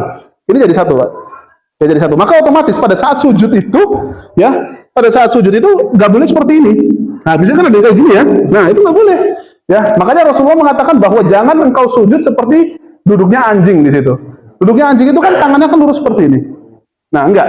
Yang diajarkan Rasulullah sujud itu seperti ini. Nah, hidung sama apa namanya sama jidat itu jadi satu di situ, Pak. Jadi otomatis ada 7 bagian. Seperti telapak tangan, lutut, kaki di sini 2, 4, 6, yang ketujuh adalah ini 2 di situ. Ya. Jadi maka otomatis ketika sujud ya harus diperhatikan, jangan cuma jidatnya aja, apalagi cuma hidungnya aja gitu kan ya. Sakit pasti kalau cuma hidung aja, bagi hidung saya gitu kan. Baik, jadi perhatikan setiap fikih sholatnya, perhatikan setiap bacaannya, kalau bisa divariatifkan ya, terutama bacaan ruku sama sujudnya, bisa 3, bisa 5 di situ. Jadi kita bisa akan terlebih kalau makin banyak ya, sekitar 10 di situ, maka itu lebih baik. Ya, 10 itu bisa lebih baik karena kita sholat bisa betul-betul merasa cukup lama dan cukup nyaman di situ. Karena sekali lagi kalau kita sholatnya itu terlalu cepat, itu akan sangat tidak nyaman banget. Makanya kenapa Rasulullah itu mengajarkan supaya rukuknya itu betul-betul simetris. Tujuannya itu adalah tadi, meskipun saya belum simetris, Pak, ini contoh saja. Itu tujuannya itu adalah simetris, nggak hanya sekedar gini saja. Karena kalau misalkan rukuknya seperti ini, itu akan mudah sekali orang untuk cepat berdiri, tidak sabar untuk berdiri. Ketika sholat berjamaah juga sama seperti itu ya. Harus perhatikan setiap detil-detil dalam sholat berjamaah. Ya. Perintah Rasulullah Shallallahu Alaihi Wasallam, Innama ju'ilal imamu liyutamma bihi. Dijadikan imam itu sebagai untuk diikuti. Makanya saya tuh sangat tidak sepakat dan saya cukup bisa mengkritik lah bagi sebagian orang yang sujudnya itu kadang kelamaan pada saat sholat jamaah. Imamnya sudah sudah rakaat terakhir ya, misalkan setelah sujud, lalu ya sudah at-tahiyat, jamaah yang di belakang itu masih sujud aja. Iya kan? Niatnya untuk apa? Untuk biar kelihatan makin khusyuk di situ ya, biar sujudnya lama. Saya tidak sepakat dengan pendapat seperti itu. Karena apa? Karena Rasulullah menyebutkan innama ju'ilal imamu liyutamma bihi. Dijadikan imam itu untuk diikuti. Jadi ketika imam itu sudah mulai berdiri ya dari sujudnya, maka jamaah itu kalau bisa segera untuk langsung berdiri. Bukan dengan alasan ingin niat menambah kekhusyuan, lalu dia dilama-lamain sholatnya, ternyata sampai salam dia masih sujud di situ. Nah, ini akan jadi masalah di situ. Ketiduran. Iya, ketiduran di situ. Apa?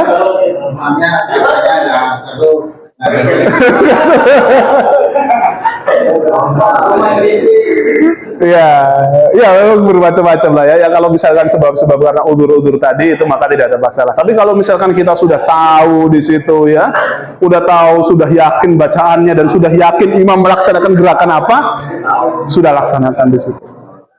Ya. Juga privat ini, yang aku siap dengar nih, itu udah bagaimana nih? Kan nggak dengar nih, apakah satu sholat sendiri atau gimana? Apanya? Tapi dia tahu kalau misalkan sholat di bawahnya itu gerakannya seperti apa. Kan nggak ada CCTV. Dia kan nggak ada di kaki ini. Iya. Dia kan kita suka lagi. Ya, makanya para ulama itu menyebutkan bahwa gini,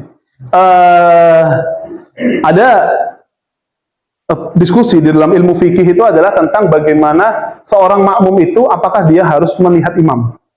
Ya, apakah makmum itu harus melihat imam dan itu tidak wajib makmum itu untuk melihat imam di situ. Kalau dia bisa melihat imam, ya nggak ada masalah. Dalam arti imamnya itu masih terlihat di situ ya, jangan lihat kayak gini, enggak.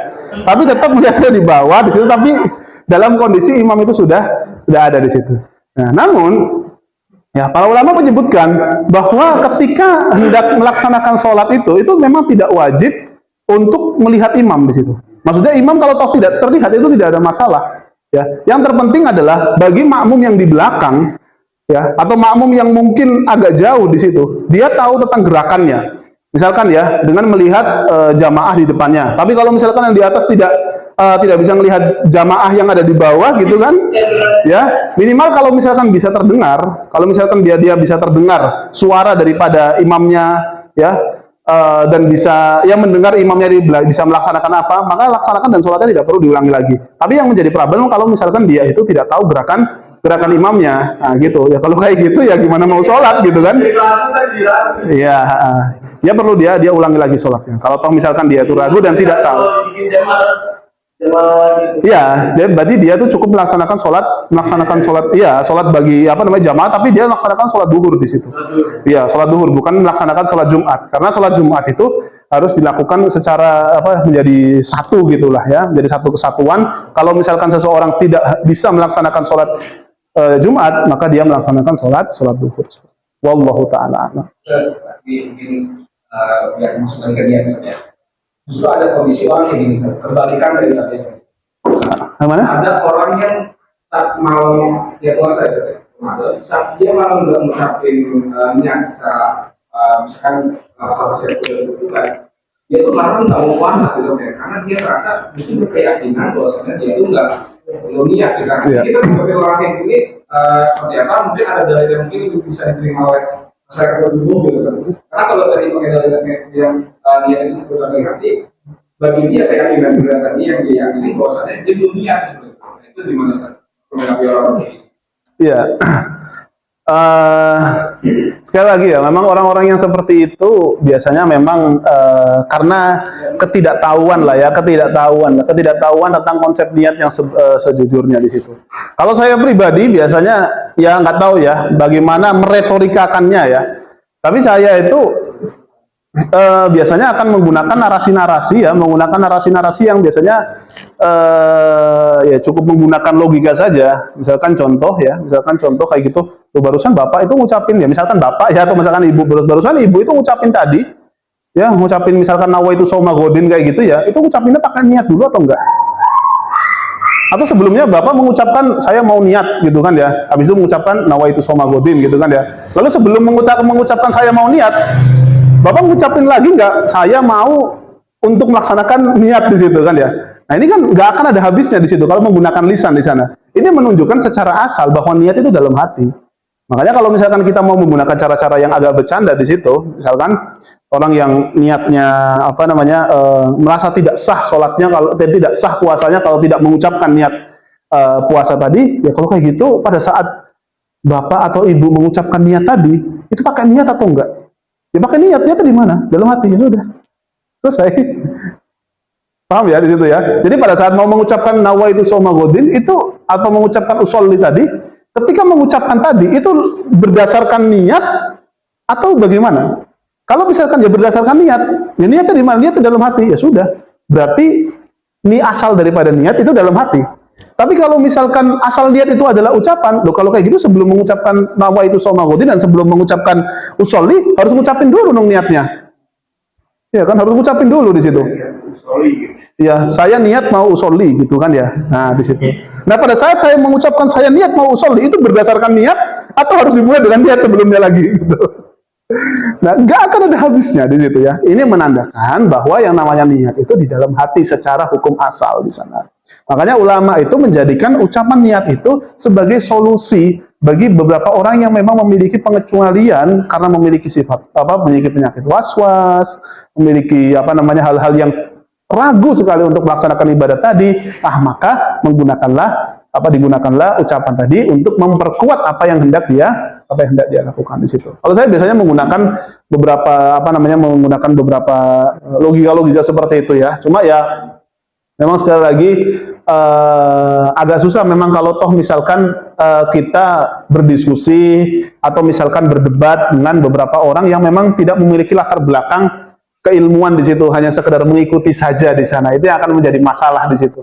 Jadi makanya otomatis kita gunakannya dengan pendekatan yang pendekatan kemanusiawian saja atau menggunakan diskusi saja di situ. Karena ketika mulai ada pembicaraan antara dirinya dengan kita tentang masalah niat, berarti otomatis dia akan siap untuk menerima pendapat kita. Makanya gunakanlah dalil-dalil yang pernah kita pelajari dan kita sampaikan bahwa ternyata pendapat yang kita pegang itu pendapat yang kuat di situ. Nanti kalau toh dia bisa menerima, ya alhamdulillah. Kalau dia masih belum bisa menerima, ya itu sudah menjadi urusan dia di situ ya. Tapi sekali lagi bahwa niat puasa kalau toh tidak diucapkan maka tidak ada masalah di situ. Tidak ada masalah. Tapi kalau misalkan mau diucapkan karena kekhawatiran bermacam-macam, maka diucapkan tidaklah mengapa di situ. Namun secara asal hukum niat itu ada di dalam hati. Baik, ada lagi Bapak-bapak. Ini baru niat ya, saya belum bahas yang lain ini. Tadi nggak jadi ya Allah. Saya udah jatuh beberapa permasalahan gitu ya. Ya Allah. Baik. Oke, kalau kayak gitu kalau misalkan nggak ada pertanyaan lagi, saya coba bahas yang lain lagi ya, biar ada beberapa permasalahan yang bisa kita ambil di situ. Saya sebenarnya mau membahas sesuatu yang agak sensitif, cuma saya janganlah di situ ya. Biasanya kalau masih jomblo itu nggak boleh bahas masalah orang udah nikah gitu kan ya. Ini nggak boleh, ada sebetulnya itu bahasannya gitu kan. Ya, mengenai muqaddimah. Ya, sebenarnya yang membatalkan puasa itu kan makan, minum sama ya tadi gitu kan ya, berhubungan antara suami istri di situ. Biasanya kan ada muqaddimahnya terlebih dahulu ya, wallahu alam gitu kan. Nah, muqaddimah itu membatalkan puasa atau tidak gitu. Nah, itu. Mau dibahas apa enggak ini? Saya nggak berani sebetulnya buat bahas. Apa? Sejamannya saya, ya Allah.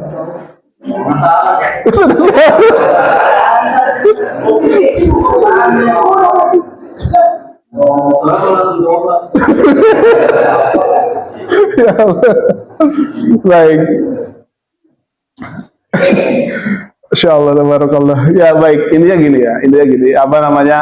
Ini saya nggak mau membahas terlalu detail lah. Ya, saya nggak mau bahas terlalu detail. Tapi Umar itu pernah bertanya kepada Rasulullah SAW. Iya, kalau tidak salah Umar atau sahabat lain pernah bertanya kepada Rasulullah, wahai Rasulullah, boleh nggak melakukan hal itu ya pada saat puasa? Rasulullah cuma menjawab gini, bukankah engkau ketika berkumur-kumur saat berwudu itu tidak membatalkan puasa? Paham nggak maksudnya gimana?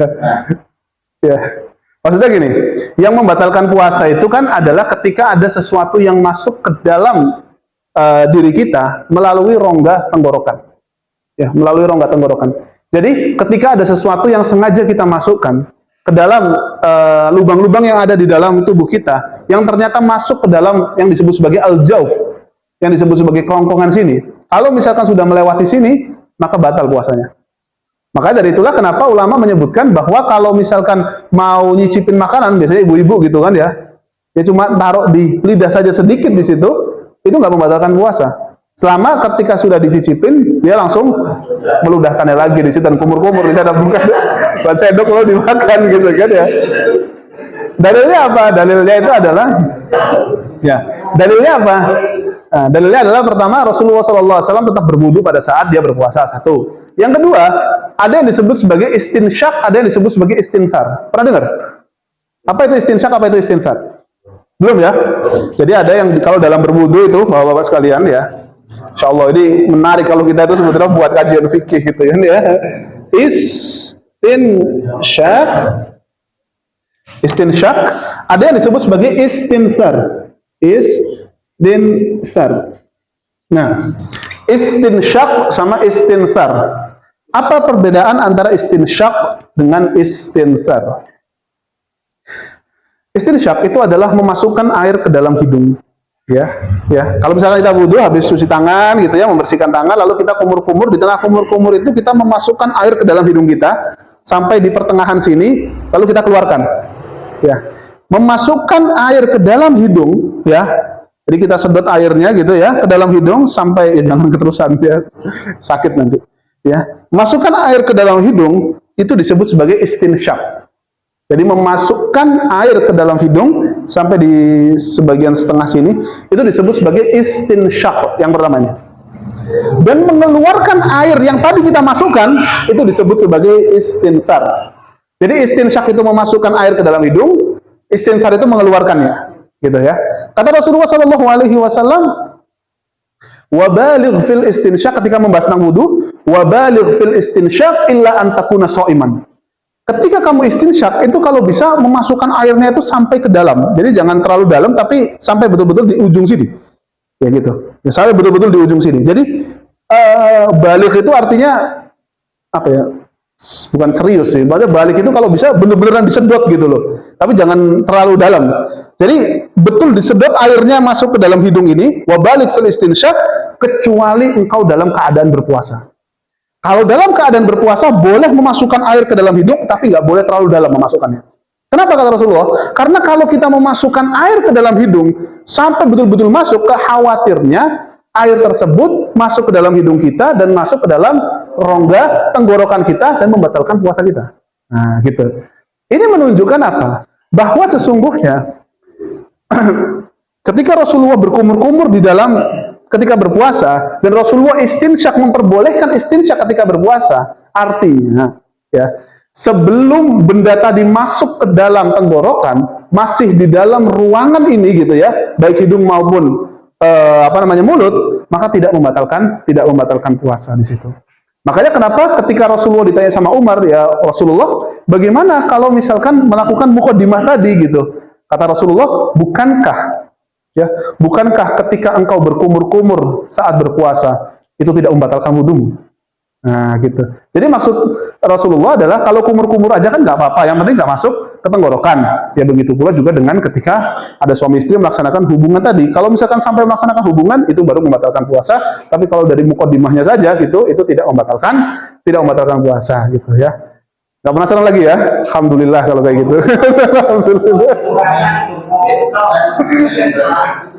Makan gitu. Hah? Masuk ke dalam sini. Apanya? Ada yang mengatakan Iya. dilanjutkan puasanya. Yang gimana maksudnya? Oh iya. Ada yang mengatakan Iya. Ya, kalau lupa itu kan karena memang dasarnya itu adalah kelupaan, Pak. Jadi batalnya puasa itu adalah ketika masuknya barang ya atau masuknya sesuatu ke dalam tenggorokan kita yang ketika kita memasukkannya itu memang secara sengaja di situ. Ya, kita memang secara sengaja di sana ya. Kalau misalkan kita secara tidak sengaja, maka itu tidak ada masalah di sana. Makanya ketika Rasulullah SAW melarang kita untuk berlebih-lebihan di dalam istinsyak, karena pada saat kita istinsyak itu tuh sengaja memang memasukkan air ke dalam hidung kita. Cuma problemnya kalau kita memang sengaja untuk melebih-lebihkan istinsyak yang akhirnya berakibat masuk ke situ, itu jadi masalah. Karena apa? Karena tujuan awal kita itu istinsyaknya itu adalah untuk melebihkan di situ. Tapi kalau misalkan makan, itu kan itu berbeda. Kalau misalkan dia mau makan, dia makannya itu karena didasari oleh lupa, bukan sengaja makan. Kalau memang dia sengaja makan, maka batal ya puasanya di situ. Jadi kalau misalkan berawal dari sebuah kesengajaan, ya berawal dari sebuah kesengajaan, ya maka itu membatalkan. Tapi kalau berawal dari ketidaksengajaan, maka itu tidak membatalkan di situ. Ya. Seperti itu, Pak ya. Wallahu taala alam. Jadi itu dua hal yang berbeda. Baik, saya lanjutkan. Baik, ada satu permasalahan yang saya kira cukup, masih ada waktu lah, yang cukup agak sedikit rumit ini, Pak. Ada yang sedikit rumit. Ada yang pernah bekam di sini? Bekam pada saat puasa itu batal atau enggak puasanya?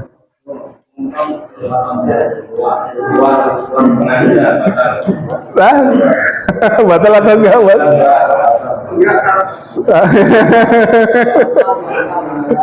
Ini nanti akan ada kaitannya dengan donor darah pasti. Iya, karena pasti akan ada kaitannya dengan donor darah di situ. Karena donor darah kan mengeluarkan, gitu kan dia. Ya, donor darah itu adalah mengeluarkan. Bekam pun juga mengeluarkan di situ. Apakah seorang yang melakukan pembekaman itu sah atau tidak puasanya di situ? Ada yang mengatakan sudah. Masya Allah.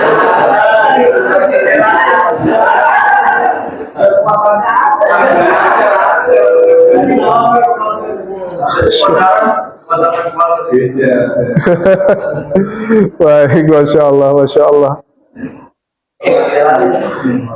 Masya Allah, baik, yang benar mana ini? Baik. Di sini para ulama itu terbagi menjadi beberapa pendapat. Ya.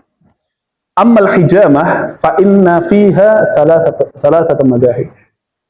Bahwa untuk bekam di puasa pada saat berpuasa itu ada 3 madhab. Qaumun qalu, pendapat pertama mengatakan innaha tuftiru wa innal imsaka anha wajibun. Bahwa pendapat pertama ya, mengatakan bahwa bekam itu membatalkan puasa. Itu pendapat pertama. Jangan lo dulu. Jangan lo dulu.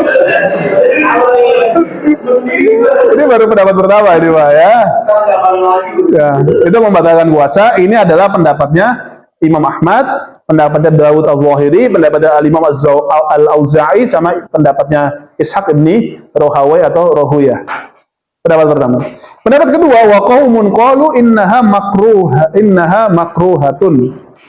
Hukumnya makruh, ya. Lis-shaimi wa laysat tuftir, tapi tidak membatalkan puasa dia. Jadi cukup makruh saja.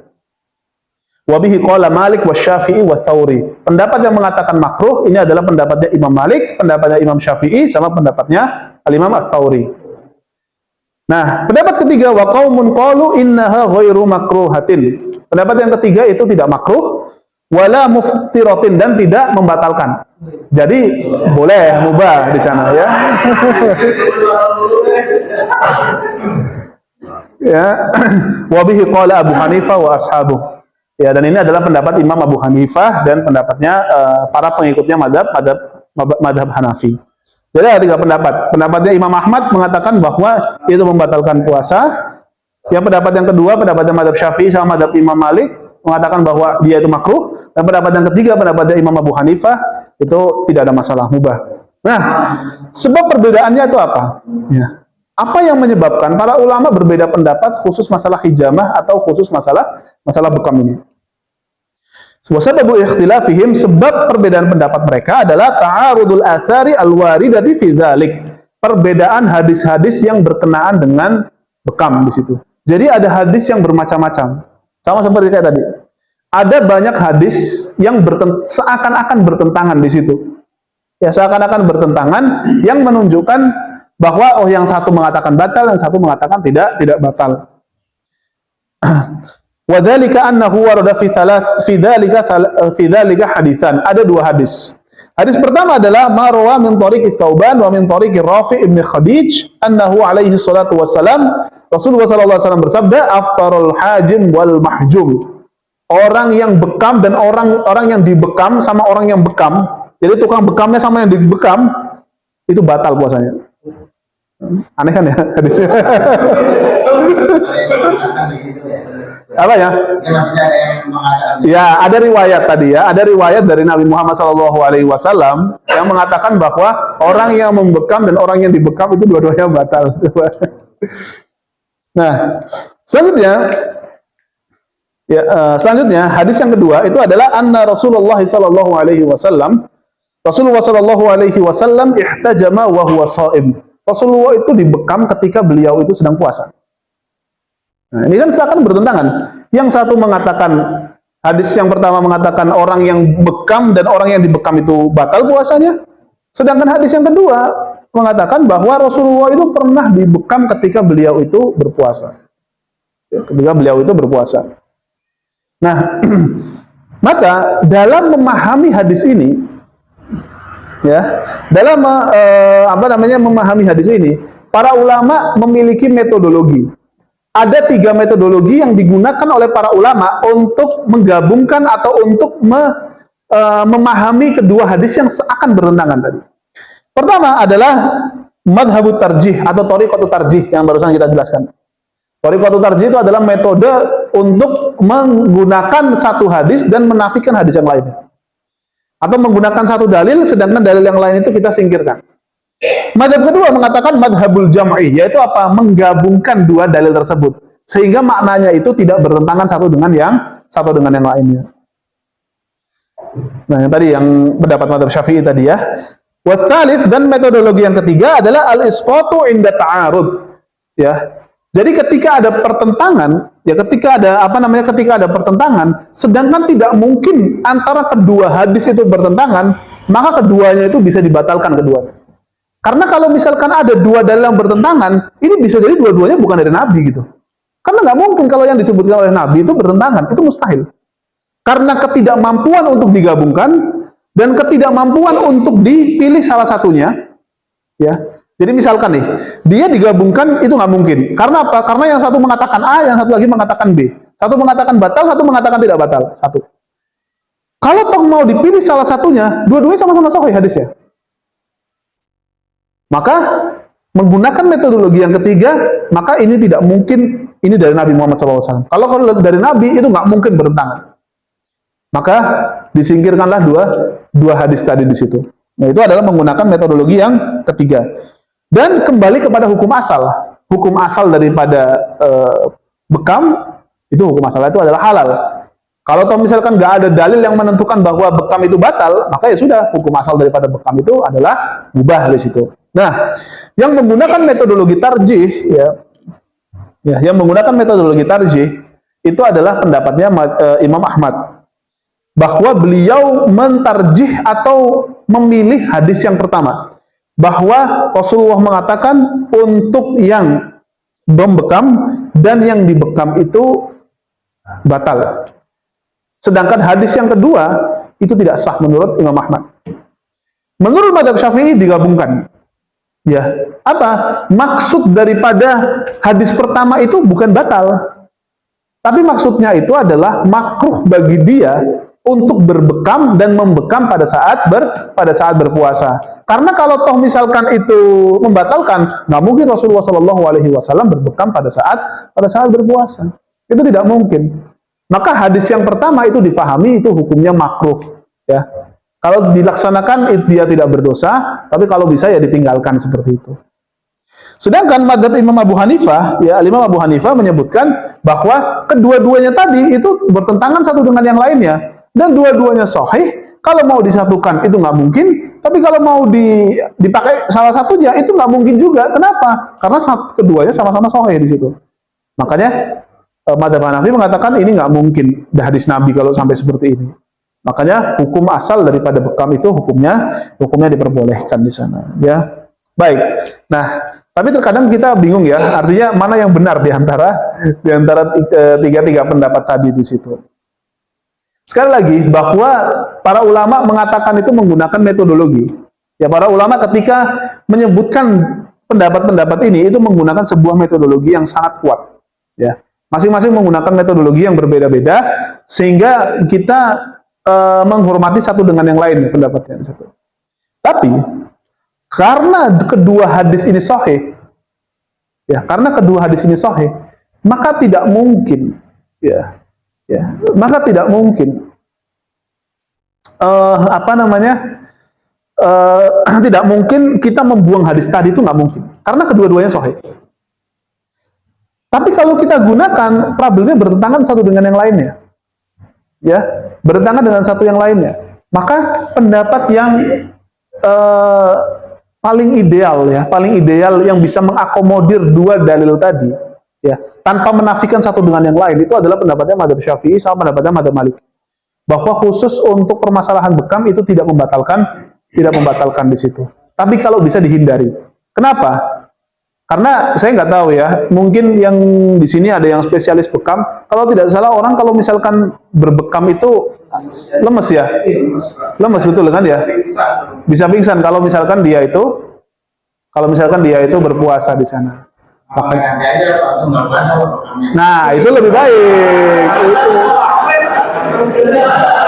Itu solusinya. Betul.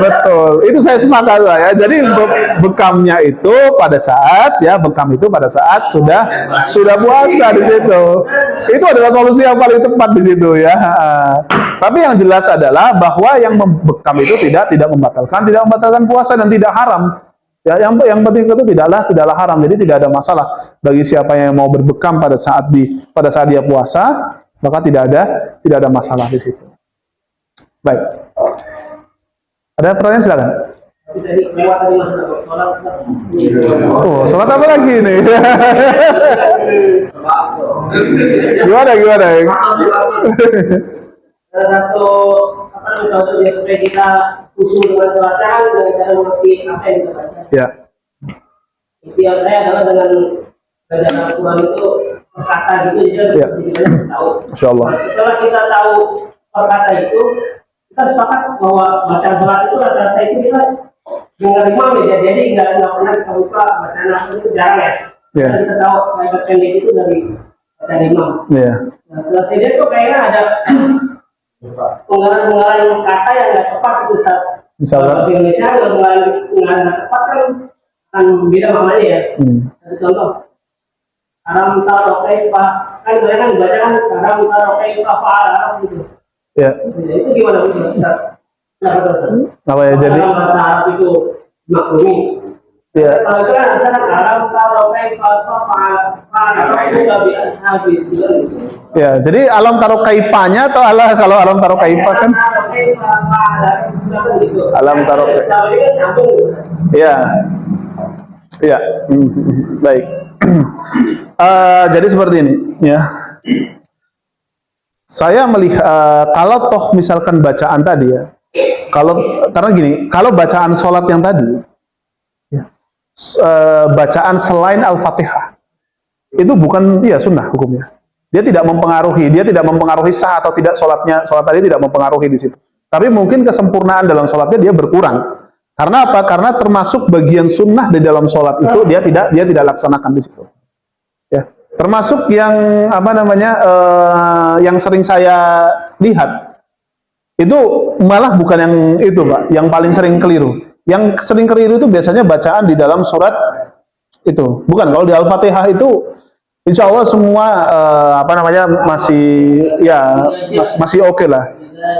Idza jaa nasrullahi wal fath wa ra'aitan nasa yadkhuluna fi dinillahi fasabbih bihamdi sebentar. Ada satu ayat atau satu surat itu yang saya melihat ini seringkali orang-orang keliru. Bahkan imam-imam itu seringkali menggunakan surat ini dan keliru di dalam membacanya. Sebentar, suratnya itu adalah ini nih.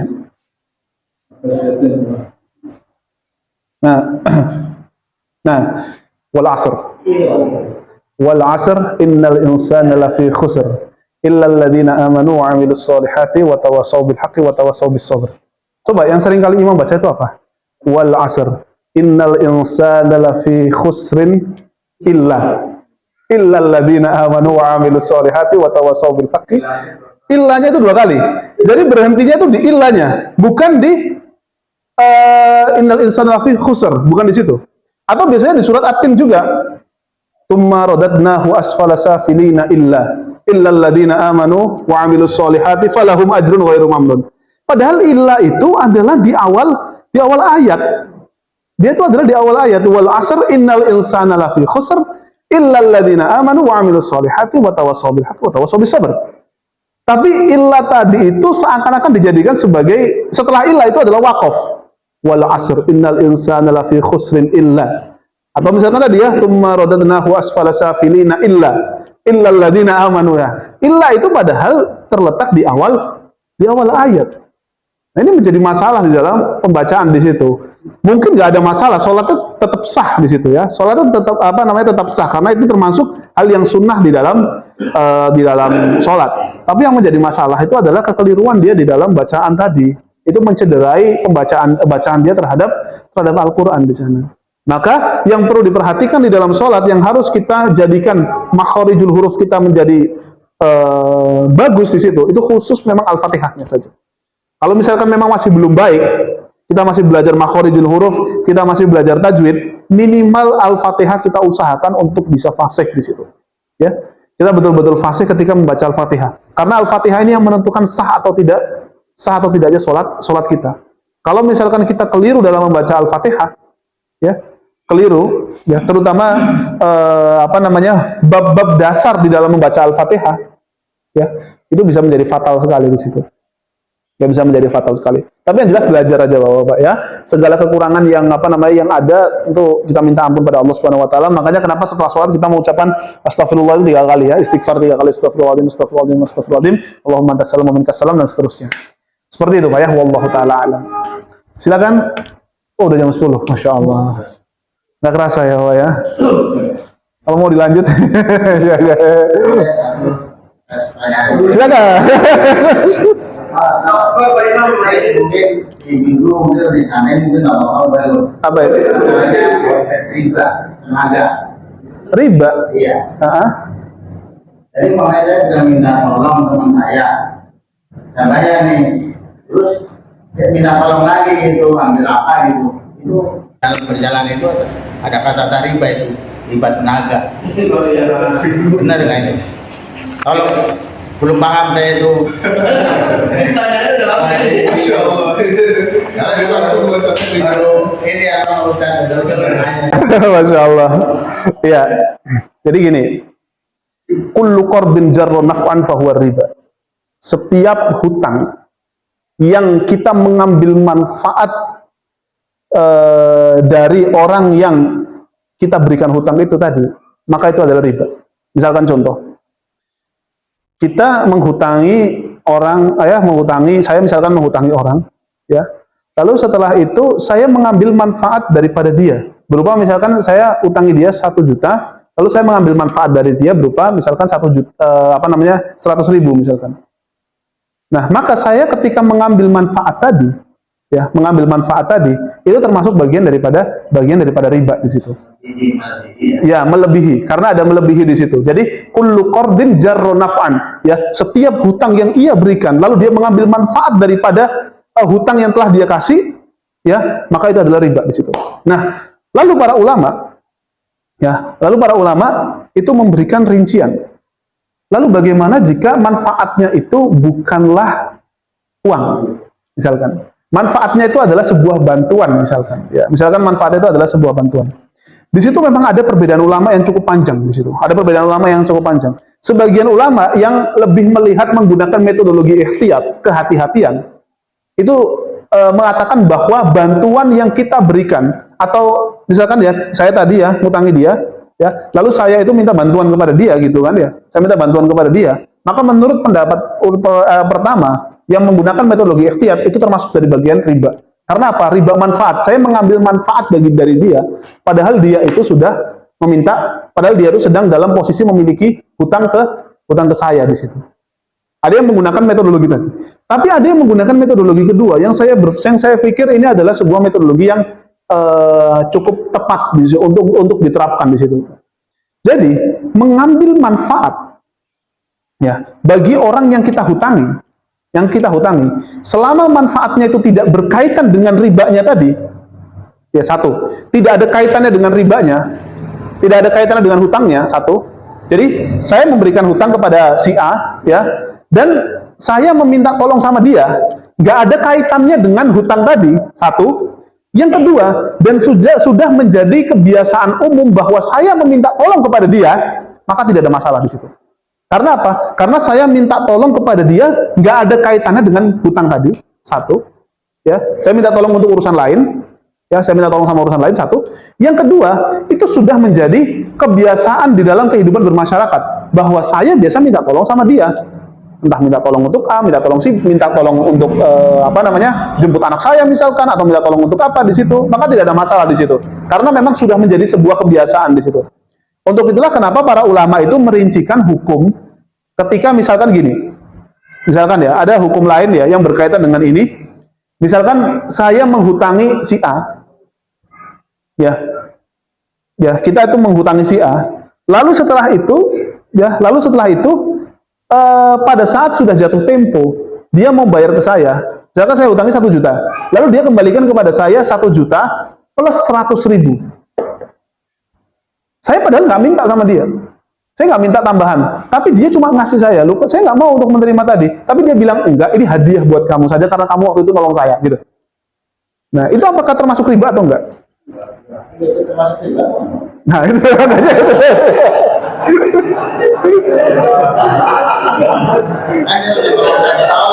Ya, karena dia sudah merasa ditolong. Tapi kan itu kan pemberian lebih kan ya kepada dirinya kan. Nah, itu termasuk riba atau enggak gitu. Nah, makanya para ulama menyebutkan di situ hal itu diperbolehkan untuk dilaksanakan dengan syarat bahwa saling membantu tadi gitu, itu sudah menjadi kebiasaan masyarakat di sana. Misalkan ya kayak tadi ya, kalau misalkan saya sudah nolong orang, ya lalu orang tadi itu membalas saya dengan hal yang lebih di situ. Ya, misalkan saya sudah menghutangi, ya, dan ternyata dia membayar kepada saya dan saya dilebihkan, dan itu sudah menjadi hal yang biasa di masyarakat seperti itu di situ. Jadi itu masyarakat sudah paham bahwa itu adalah hadiah. Ya. Itu adalah sebagai sebuah hadiah. Maka kalau itu sudah menjadi uruf atau sudah menjadi kebiasaan masyarakat, maka itu bukan termasuk riba. Selama orang yang menghutangi saya itu tidak menuntut tambahan tadi. Kalau misalkan saya tidak menuntut tambahan, dia sekedar untuk memberikan hadiah kepada kita, dan itu sudah menjadi kebiasaan masyarakat untuk memberikan hadiah kepada orang yang sudah menolong kita, maka tidak ada masalah, dan itu bukan termasuk dari bagian riba seperti itu. Jadi kita harus melihat, makanya dalam kaidah usul fikih itu ada yang disebut seperti al-adatu muhakkamah, bahwa adat yang terjadi atau kebiasaan yang terjadi di masyarakat selama tidak bertentangan dengan syariat, maka itu boleh dipakai. Sama seperti tadi ya, kebiasaan tentang membayar lebih di situ, ya, itu kan tidak bertentangan dengan syariat. Yang bertentangan ketika dia atau yang menghutangi itu meminta lebih, itu bertentangan. Tapi kalau orang mau ngasih hadiah itu kan nggak bertentangan. Tapi kalau itu sudah menjadi kemasyarakatan, maka tidak ada masalah di situ dan bukan termasuk dari bagian riba seperti itu. Wallahu ta'ala. Baik, saya berharap mudah-mudahan nggak ada pertanyaan lagi, karena kalau udah masuk riba ini banyak banget nanti urusannya ya. Jadi saya tutup aja deh. Baik, tuh kan beneran.